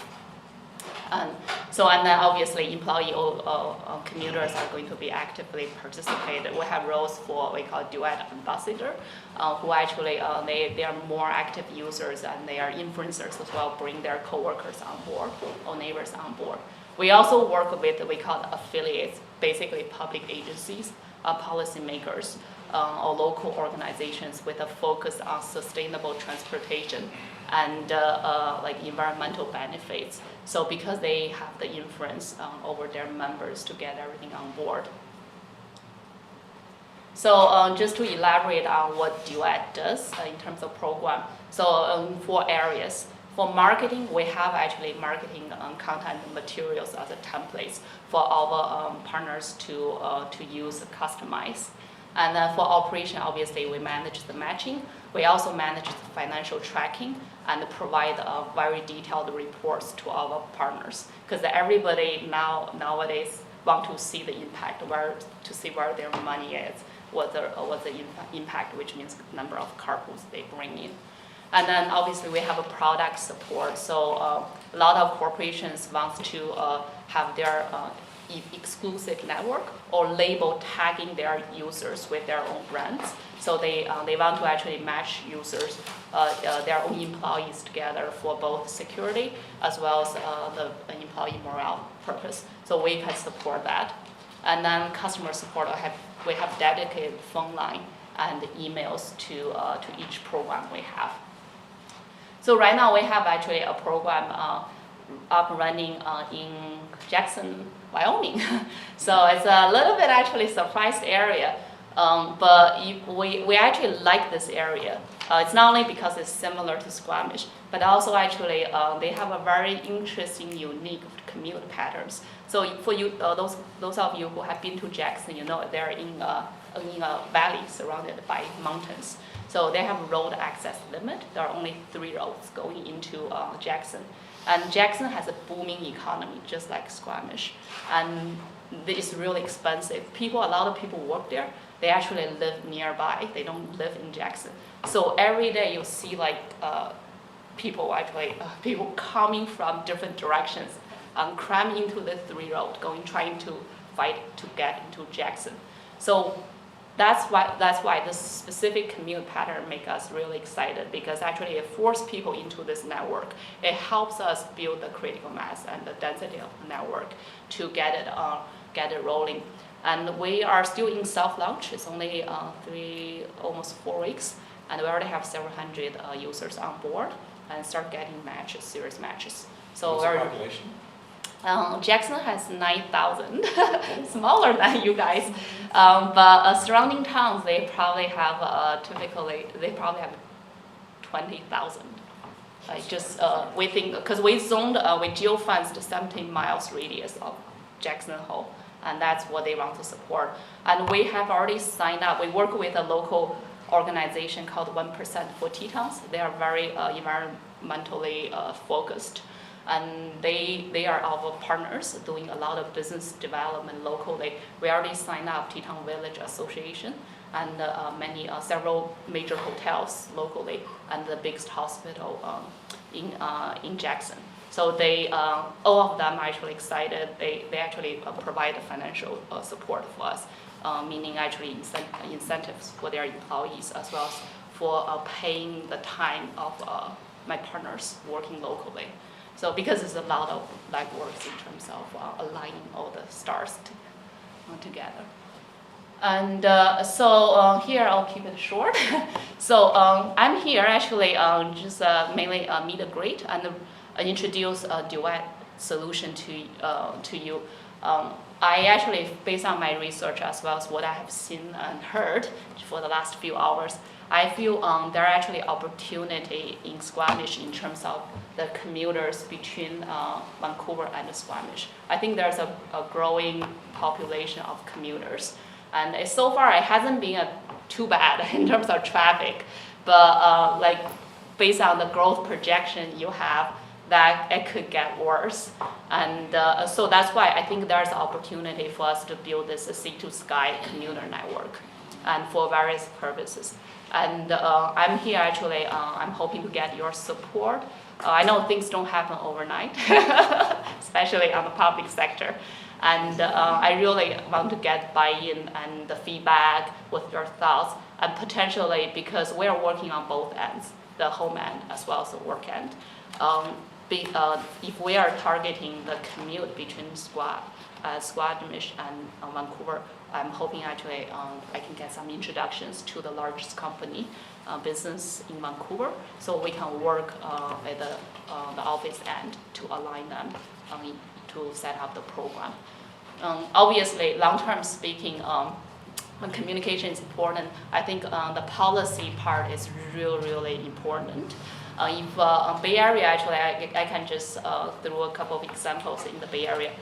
In order to improve the carpool rate, they actually have a policy passed 3 years ago, 2012, 4 years ago. So a policy, a Senate bill that require any business who has 50 employees or more, they are required to provide commute solutions, commute options to their employees, and other than driving alone. So either they have commuter check, which is pre-tax money, and you can use to buy public transit tickets, or zone solutions like Duet, carpooling, and OnePool. It's actually popular in Seattle, at least. It started getting popular in the Bay Area as well. So, and then in many like the big corporations in the Bay Area we're talking to, they all have their zoned carpool parking spot. Those are the prime spot right outside their door. And then we're supporting them with a tool. They can monitor the violations. So we have stickers on the car. They can actually, we used to have sticker, now we move into a license plate recognition. So they can scan, we can pull out the real-time information carpool status for them, so they know, okay, you didn't carpool, but you parked here. So there's monitor, because parking garage, it's really packed in most corporations.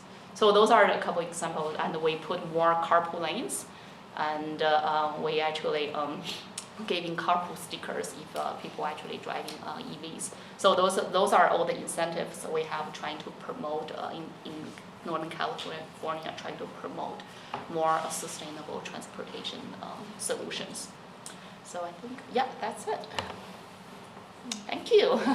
Jason, would you like?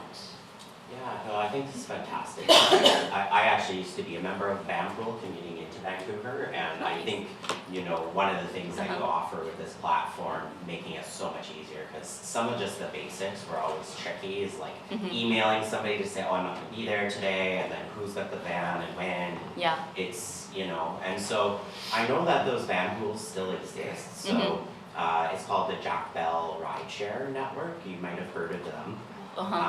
They're a network across Metro Vancouver, and I think there's probably about 5 existing ride shares that leave Squamish to Vancouver. So you might want to be in touch with them, because I think they're more of a sort of not-for-profit, just charity model. They got some funding at one point from a foundation, so having them on board might be helpful, or they might have useful data for you. That would be great. That would be actually fantastic. So let me grab my phone. So it's a Jack Bell? Jack Bell. I'll send you the information. Yeah, okay, I'll ask us that. And then, and I agree, like, I think Squamish is quite unique in terms of its geography, that this kind of system is going to work very well, because there's only really 2 poles, right? You're either going to Whistler to work, or you're going to Metro Vancouver to work. And, you know, we're also fortunate that progressive municipalities like Vancouver and North Vancouver will probably help us in terms of getting the infrastructure like you're talking about, those reserved spots. Okay, that's great. Thank you. First, how does your program work? You know, who owns the vehicles? Can private citizens, you know, invest and put a vehicle in? Basically, that's kind of what it is. Sure, yeah. So actually, it's not Harvard-based. I'm from developer side. So commuters still own their own vehicles. They bring their own vehicles to the program, and the program is just a setup. It's a body, it's a governing body, or it's monitoring bodies. It's a platform as well. So commuters can come to the platforms, whether you have a car or you don't have a car. I think here most people have a car, at least one. But in the Bay Area, actually 30% of users claim they don't have a car because they just want to drive. A lot of people, it's very stressful to drive. So you do a profit share then with the vehicle? Yeah, so most of, right now we take a 5% cut. Actually for Jackson, because we are 1% for T as a nonprofit organization. So our partnership agreement is we'll zero out our margin. But even now we only take 10% of the cut.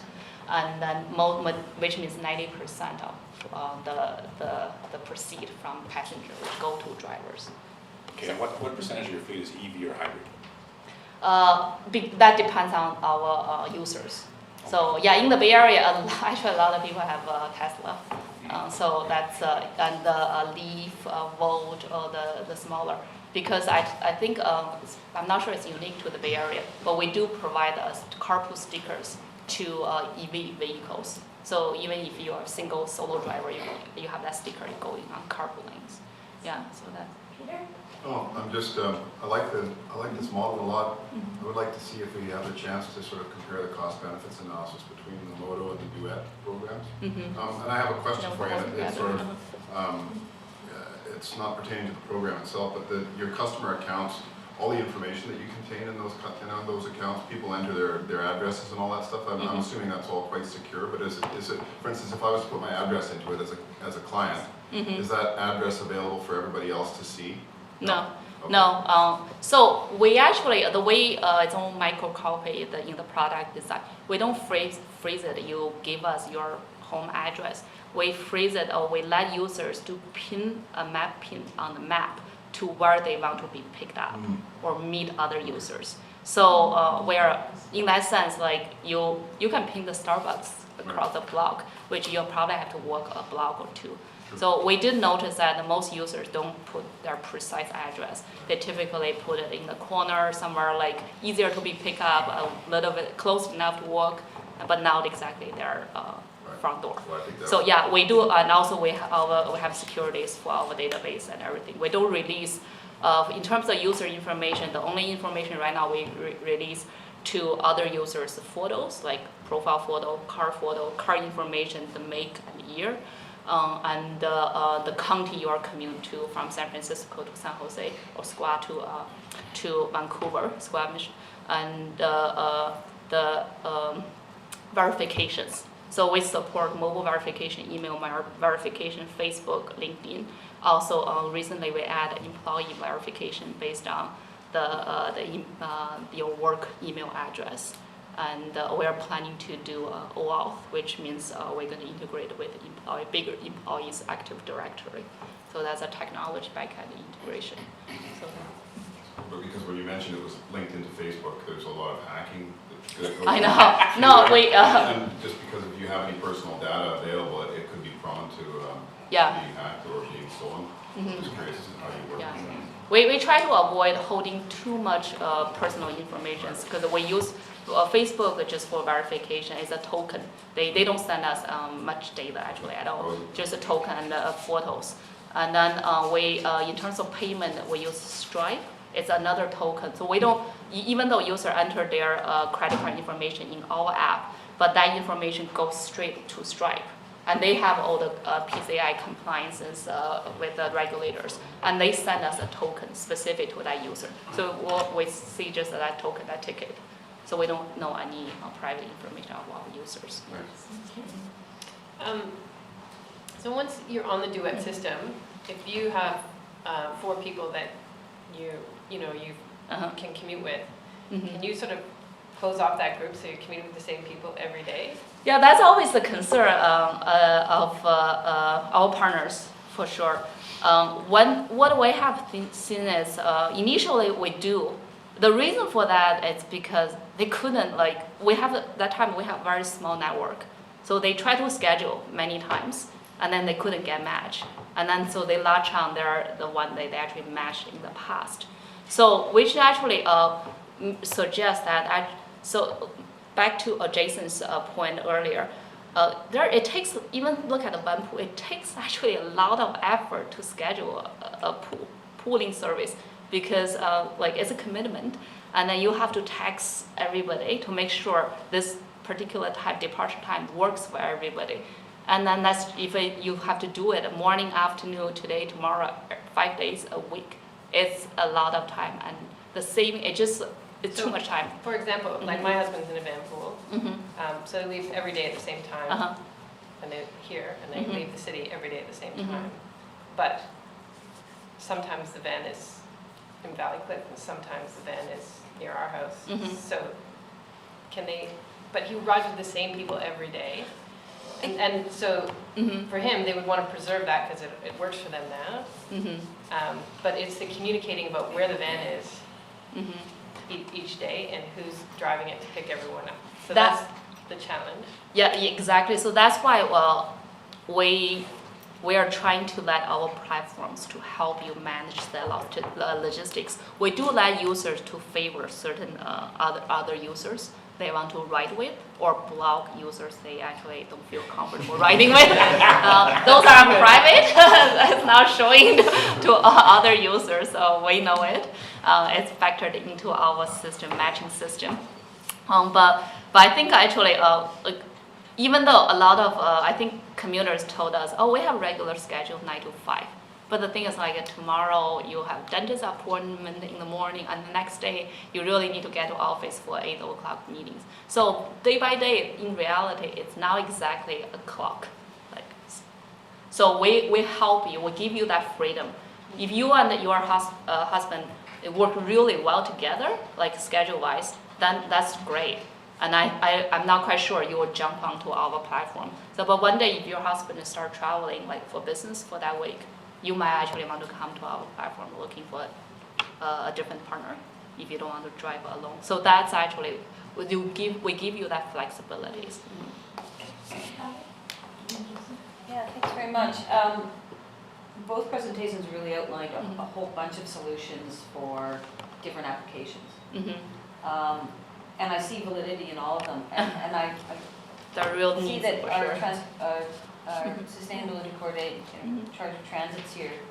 So it'd be interesting to do a bit of an analysis. I see this almost like you can use it in a macro or a micro, like you could use it, as you said, within a company. So for example, if the District of Squamish wanted to set up a duet platform or something similar, so that we're trying to reduce the amount of carpooling, or the amount of driving that our, you know, the 60 employees in this building does a day, for example.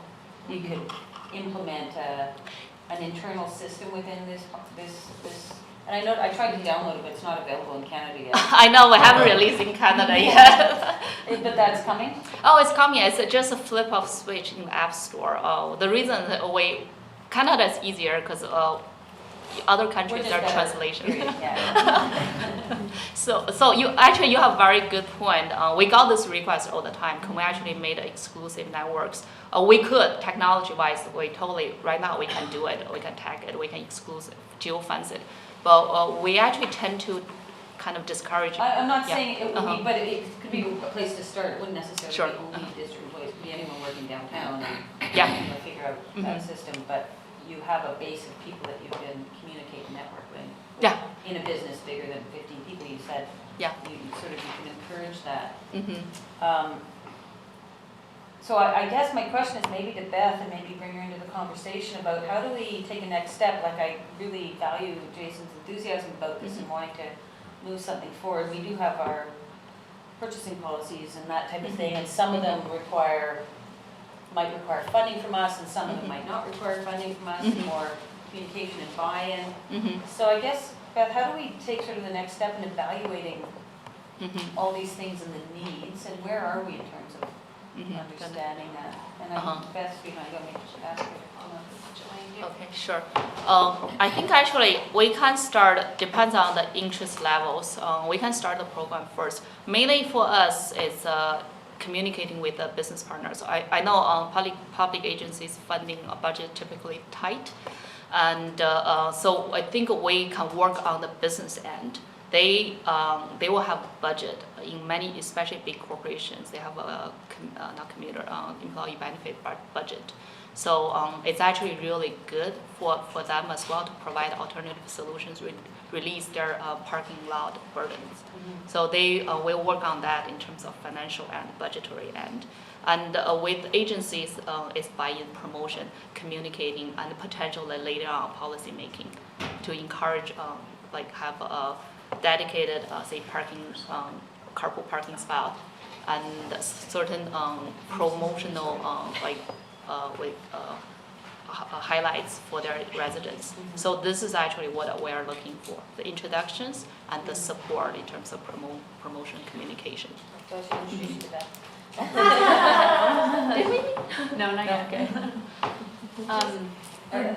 Sorry, I think was the question, what is the process? Well, how far are we along sort of getting some understanding of complexity of the different, because they all seem to fit a different need, all the different ride share, carpool, car share. I was certainly saying, Gary, please feel free to jump in, but this is definitely in its absolute infancy for district staff here.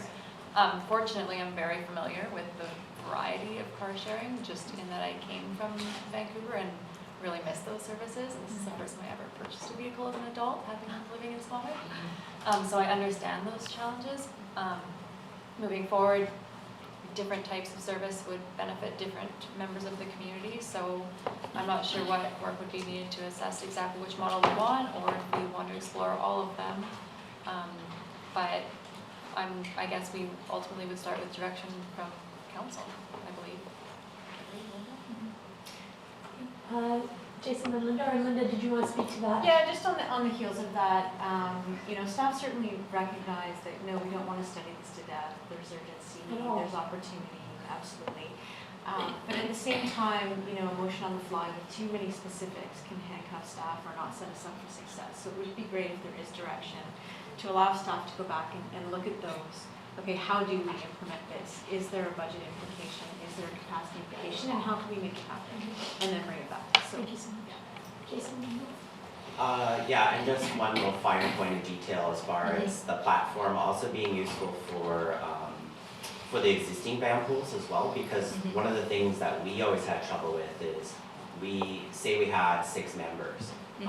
What we would do is we would take all of our costs and then we divide by 6, right? But most of the time, with people working fortnights or having vacation, we always had empty seats in the van. So one of the things that would be useful for the van pools, I'm sure, is to be on that platform and fill those seats, because then that money will bring down the cost, for everybody. So I totally see that that happening. And then my recommendation in terms of employers, I think we're a little bit different than Jackson.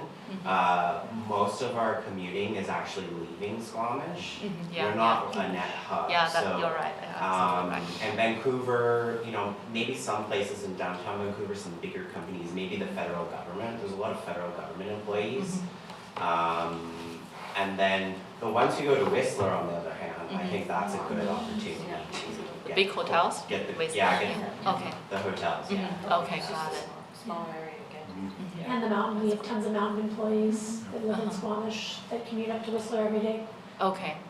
So that's a huge employer that. Okay, so that sounds actually a good opportunity. So I'll look into that as well. This is something that the Squamish Alternative Energy Group, which is a community group of 600 people, supports.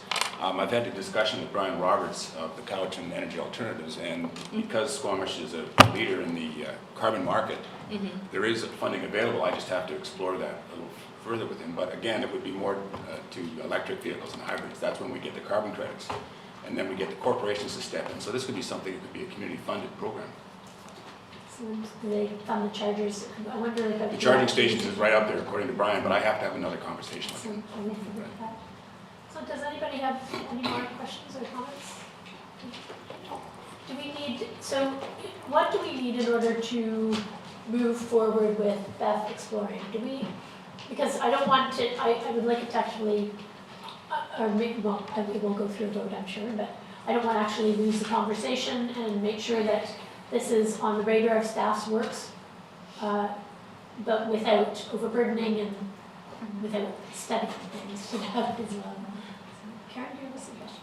Yeah, I mean, I just think we have to get the balance right, because,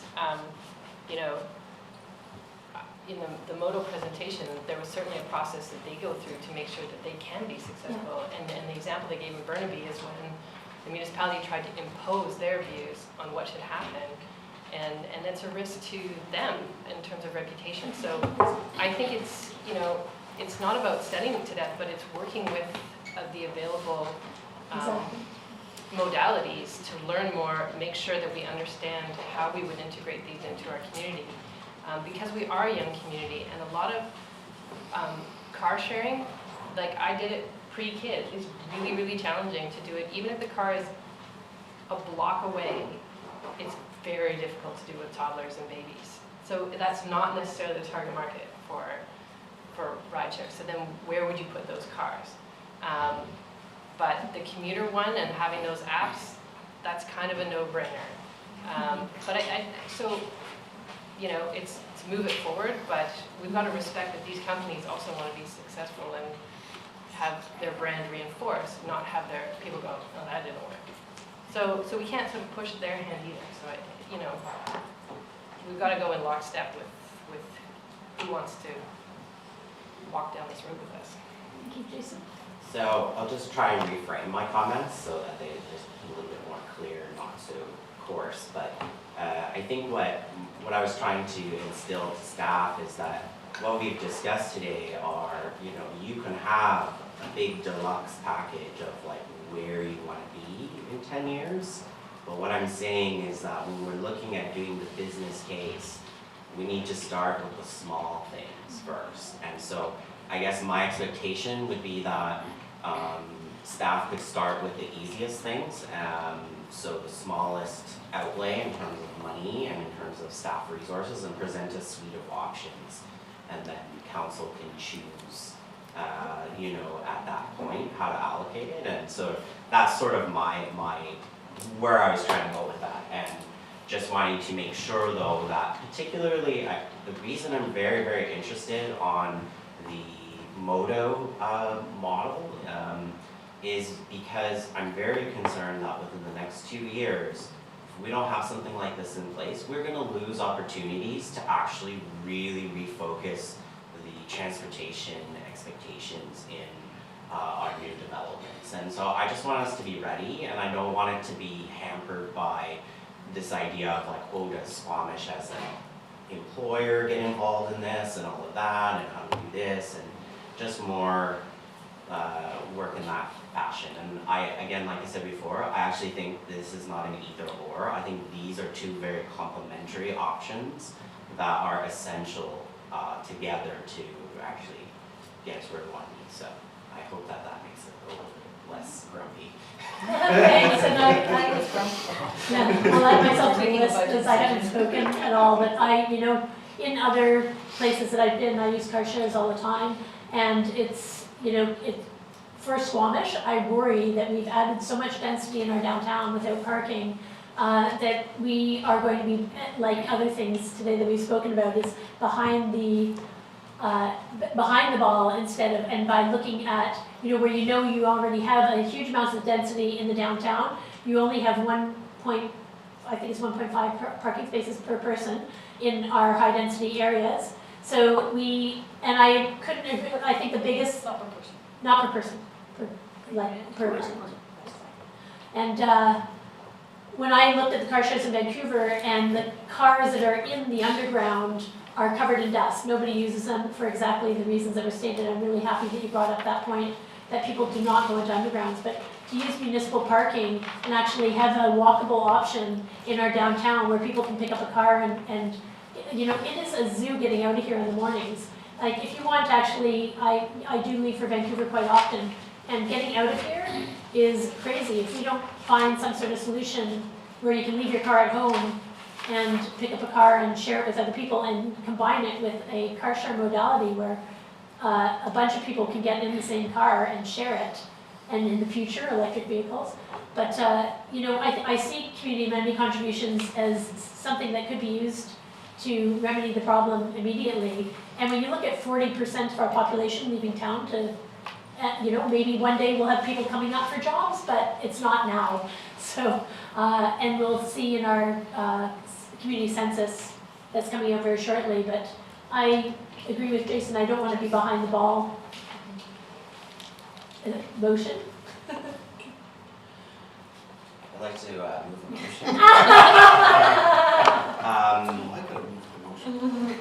Jason was getting it. Seconded by, okay, well, I have to read it if you guys want to second it. That staff developed a suite of options that augment mobility sharing in Squamish. Whatever that language there. Yeah. Is that clear enough? Yeah. Report back to council with options. With these Yeah. guys, right? With the two, Well, and there's And there's others. all sorts. Yeah. Can't source it, but no source, They're no part of source. Okay. Wasn't very Well, good. council can make a motion to sole source, Yeah. but I don't think we want to limit it. Well, I'm just saying, we have two opponents right here. One is in California, so hopefully you can spend the time with them before she goes away. If you're allowed back in, that is. If you're, she might be trapped here. I would love to. I'll second that. And just for clarity, so is council asking us to sole source, or is it option? No. Options. Thank Look you. at all them. But obviously looking, Yeah. getting the clear information from the two folks who are here as well. Is there any other comments from council before the motion voted on? Well, I do agree with Jason, we should mean, everybody agrees we probably should move on this. Call the question, all in favor? Or Patty, did you want to speak to it? Yes, I did. Yeah, I think it's really important we don't lose track of this. When the waterfront landing proposal came to the council 10 years ago, car sharing was part of that conversation. It never got built, so that car sharing aspect never got actually implemented. Now we have the technologies, applications, all those things out there. Everyone's got a device in their hand that actually make these things really viable and really accessible to everybody. So I think what we're saying here is council really doesn't want to lose track of this, wants to, particularly on the things that don't cost us money right away, but they can be implemented. You know, once we start spending significant amount of money, we have to do a bit of a cost-benefit analysis and figure out those types of things. But those pieces that don't cost us money and cost us some time, energy, communications, all that is really important to move on. But what I'm hearing from council is we want to move forward on this. We don't want to lose track. Thank you. Matt, did you have a- Now, this whole carbon market with Cowichan and Energy Alternatives is new, and I'm still not quite sure exactly what the process is for. I'm going to talk directly with the executive director. So you want us to do all that and then come back to you with some solutions? So let's vote on the motion on the floor. All in favor? Opposed? Motion carries. So I want to move forward on this, just wondering how we do that. Maybe Beth, maybe take that offline with Beth, because she's the one communicating directly with the energy alternatives All right. and the carbon markets. And just wondering, like, could we do an electric? Because we do have opportunity for funding if it's, Yes, it reduces talk about that. GHGs. Yeah, definitely we can talk about that. Excellent. Is there any other comments? Okay. Can I ask a question of Modo? Yes. Yeah, sorry. You talked about how Squamish wasn't necessarily on your priority list now, so this isn't necessarily a place where you'd invest to put cars in the town. When do you, and is that just in comparison to Lower Mainland? And you've got your list and you're going through the list. You know, is there a critical mass issue? What other things that keep Squamish lower on your list than moving it up the list? Not a lot of existing members do live in Squamish. If we had 200 Modo members that were living in Squamish and driving to Vancouver or even Whistler every day, and they were like, hey, we're Modo members, we use Modo when we are somewhere where it's available, then that would go up in our priority list. If Squamish was a highly walkable community with a dense core where there is a diverse population, that would just start jumping in the priority list. Because we are a co-op, we have limited resources. And the resource that we get is in the form of a share.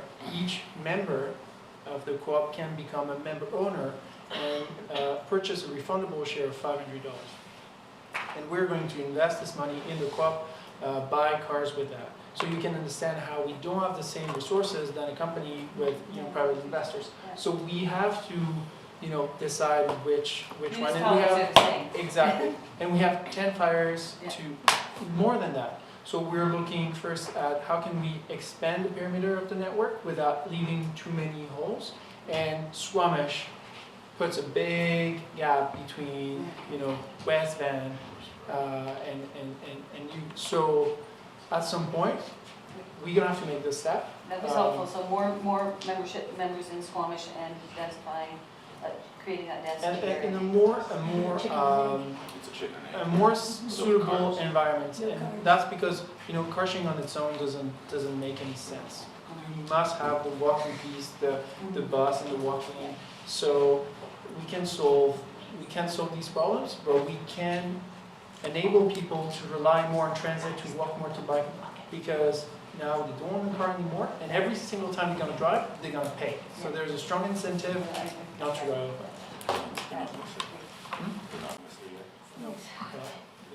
Okay, we're going to move on to development update. Thank you so much for coming up. Thank you. Thank you. A lot of food for thought. A lot of food for thought. Sure. Okay, so yeah, I'll stay. Yeah. Kathy, you can jump. through the chair, are we still going? Yep, development update. Okay. Jonas is ill. I'm covering point. I can do the best I can to answer questions that people. I'm sorry? Yeah. No, there was a motion. No sickness? Well, we'll bring him in and we can share. If council has any questions about anything that they see on the list, I can try and answer them to the best of my ability. Are there any new ones? I do. The new ones would be up at the very top. So. Okay, I got a couple. The Sirocco and Victoria Street Road right-of-way transfer. Can you just explain that? Allow the property transfer to agree. Now, I assume Sirocco is building Victoria Street, right? They're doing the diking right through Victoria Street? I don't know if it's going to the southern end of Victoria Street or the northern end. I can't remember. I mean, that's a big thing. I mean, that's 80 feet of diking that should be done because that development is using Victoria Street for their development. I don't recollect whether it terminates in the northern end of the right-of-way or the southern. Well, on the plan, it shows the northern end. On their plan, it stops at the northern end. But then when they showed us how Victoria Street was going to be, it had, a finished end. But on the official plan, they're not doing Victoria Street. That's a huge thing to not have them do. I don't recollect what they were or not. Well, I mean, I'm going to be cranky about that. And then, There's an irony there. what's that? Well, irony. I mean, that's like, No, the irony is that in the rezoning, you articulated that they shouldn't be taking over a road end they and all took that it sort of over. thing. Yeah, and they did. But now you're saying you want them to take it over and They do it. took it over, but they're not doing the waterfront. They're not extending the diking down in front of Victoria Okay, Street. can we But get they- details on it? But they took I over will the street. find out that answer. Yeah, I mean, anyway, that's a question there. And then waterfront landing, I guess I just wondered where they're at because it shows 0 as status. So- Yes, we're waiting. They've been doing some work on the servicing and redesign for the site. It's a complex site. Working out the CAC package. So I would expect probably latter part of March you may see something for first reading. We have issued a site alteration permit on that to start moving some of that wood waste and other They material did off the site. call me, and I don't know if they called any other councillors to talk about it.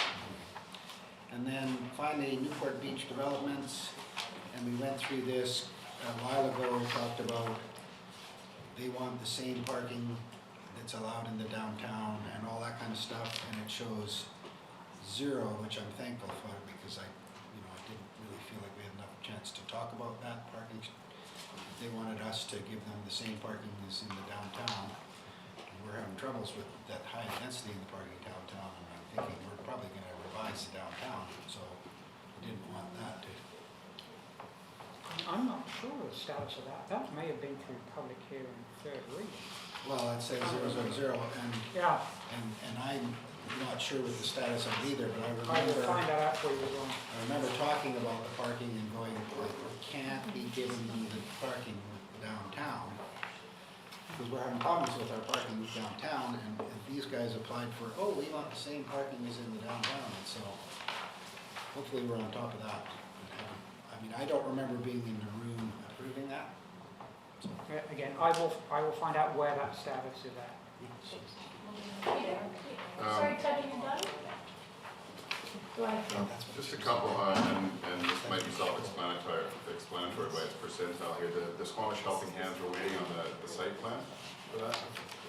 Yes, we need, it has gone up on the development showcase, so it's out for public comments. We don't have a lot, so that's, when we get that information, we'll let that run on the development showcase for a while for public engagement. But we met with them yesterday, so we're actively working to keep that moving forward. A couple more. The gateway, it says 75%, so just curious as to, I know we had some initial stumbling blocks with that one. That's still with the applicant's legal counsel and BCR Properties. Okay. Was the, That doesn't bode well. is that the right project? Yes, it is. And what if we just went and closed the road?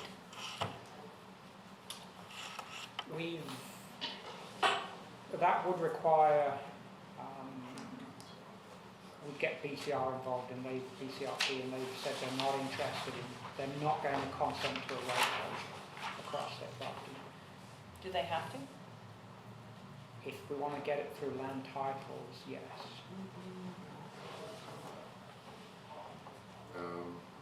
And the other one, Fisherman's Bend, we said we were waiting for the response from the applicant, still waiting on this?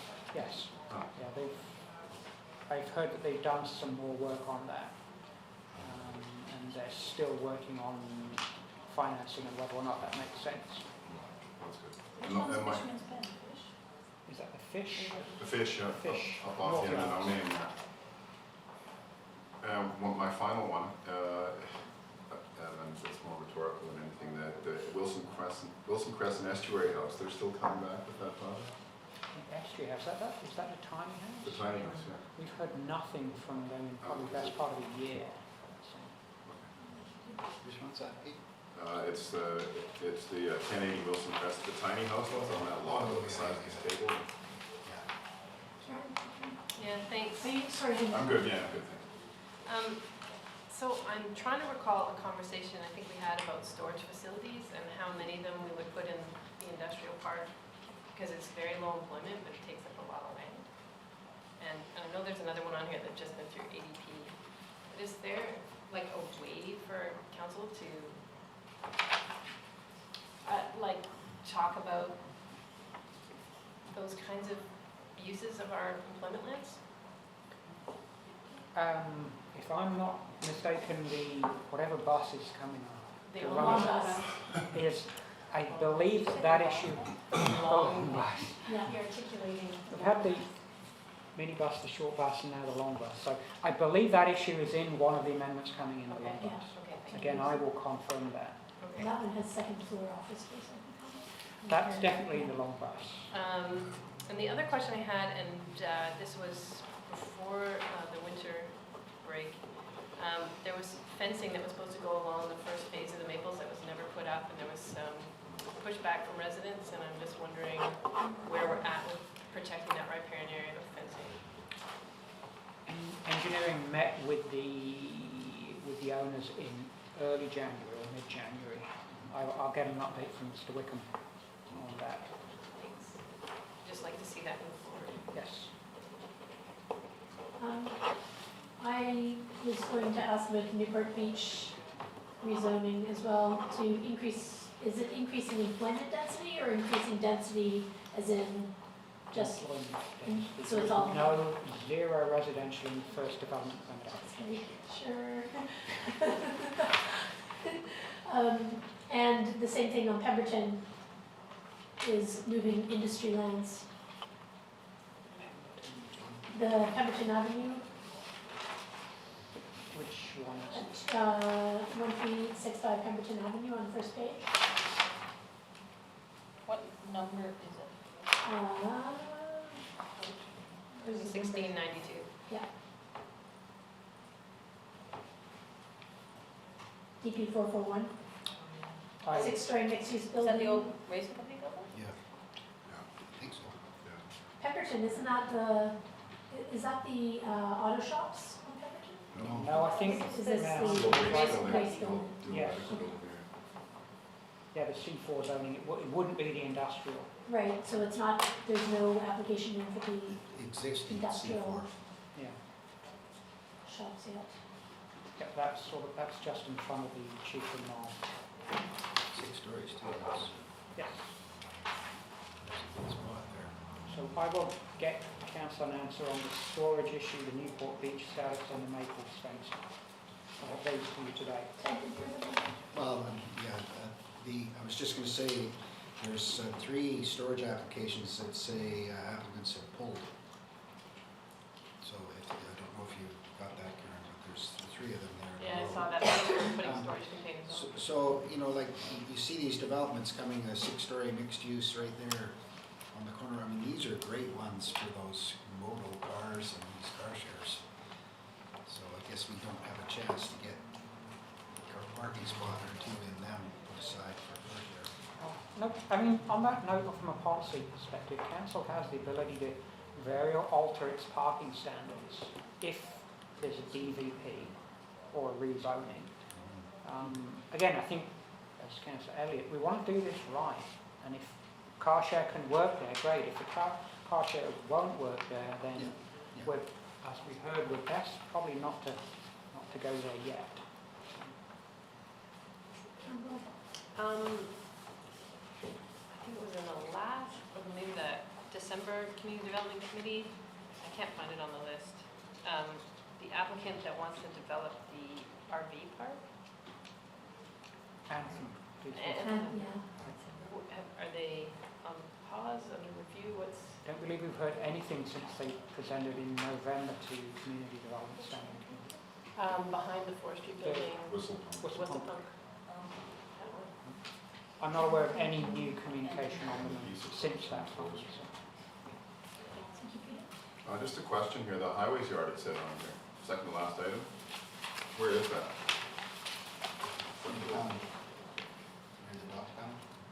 Oh, okay. Oh, yes, there's an audit, that's the highways parcel right up at Centennial and 99, just north of the Sandman. There's an odd arrangement of parcels in there that are, there's one. That's what I thought. One part of the parcel is west of the highway, but it's hooked with a parcel east of the highway. So they're looking to unhook and consolidate. It's been around for years, but they're trying to get. By the Crown?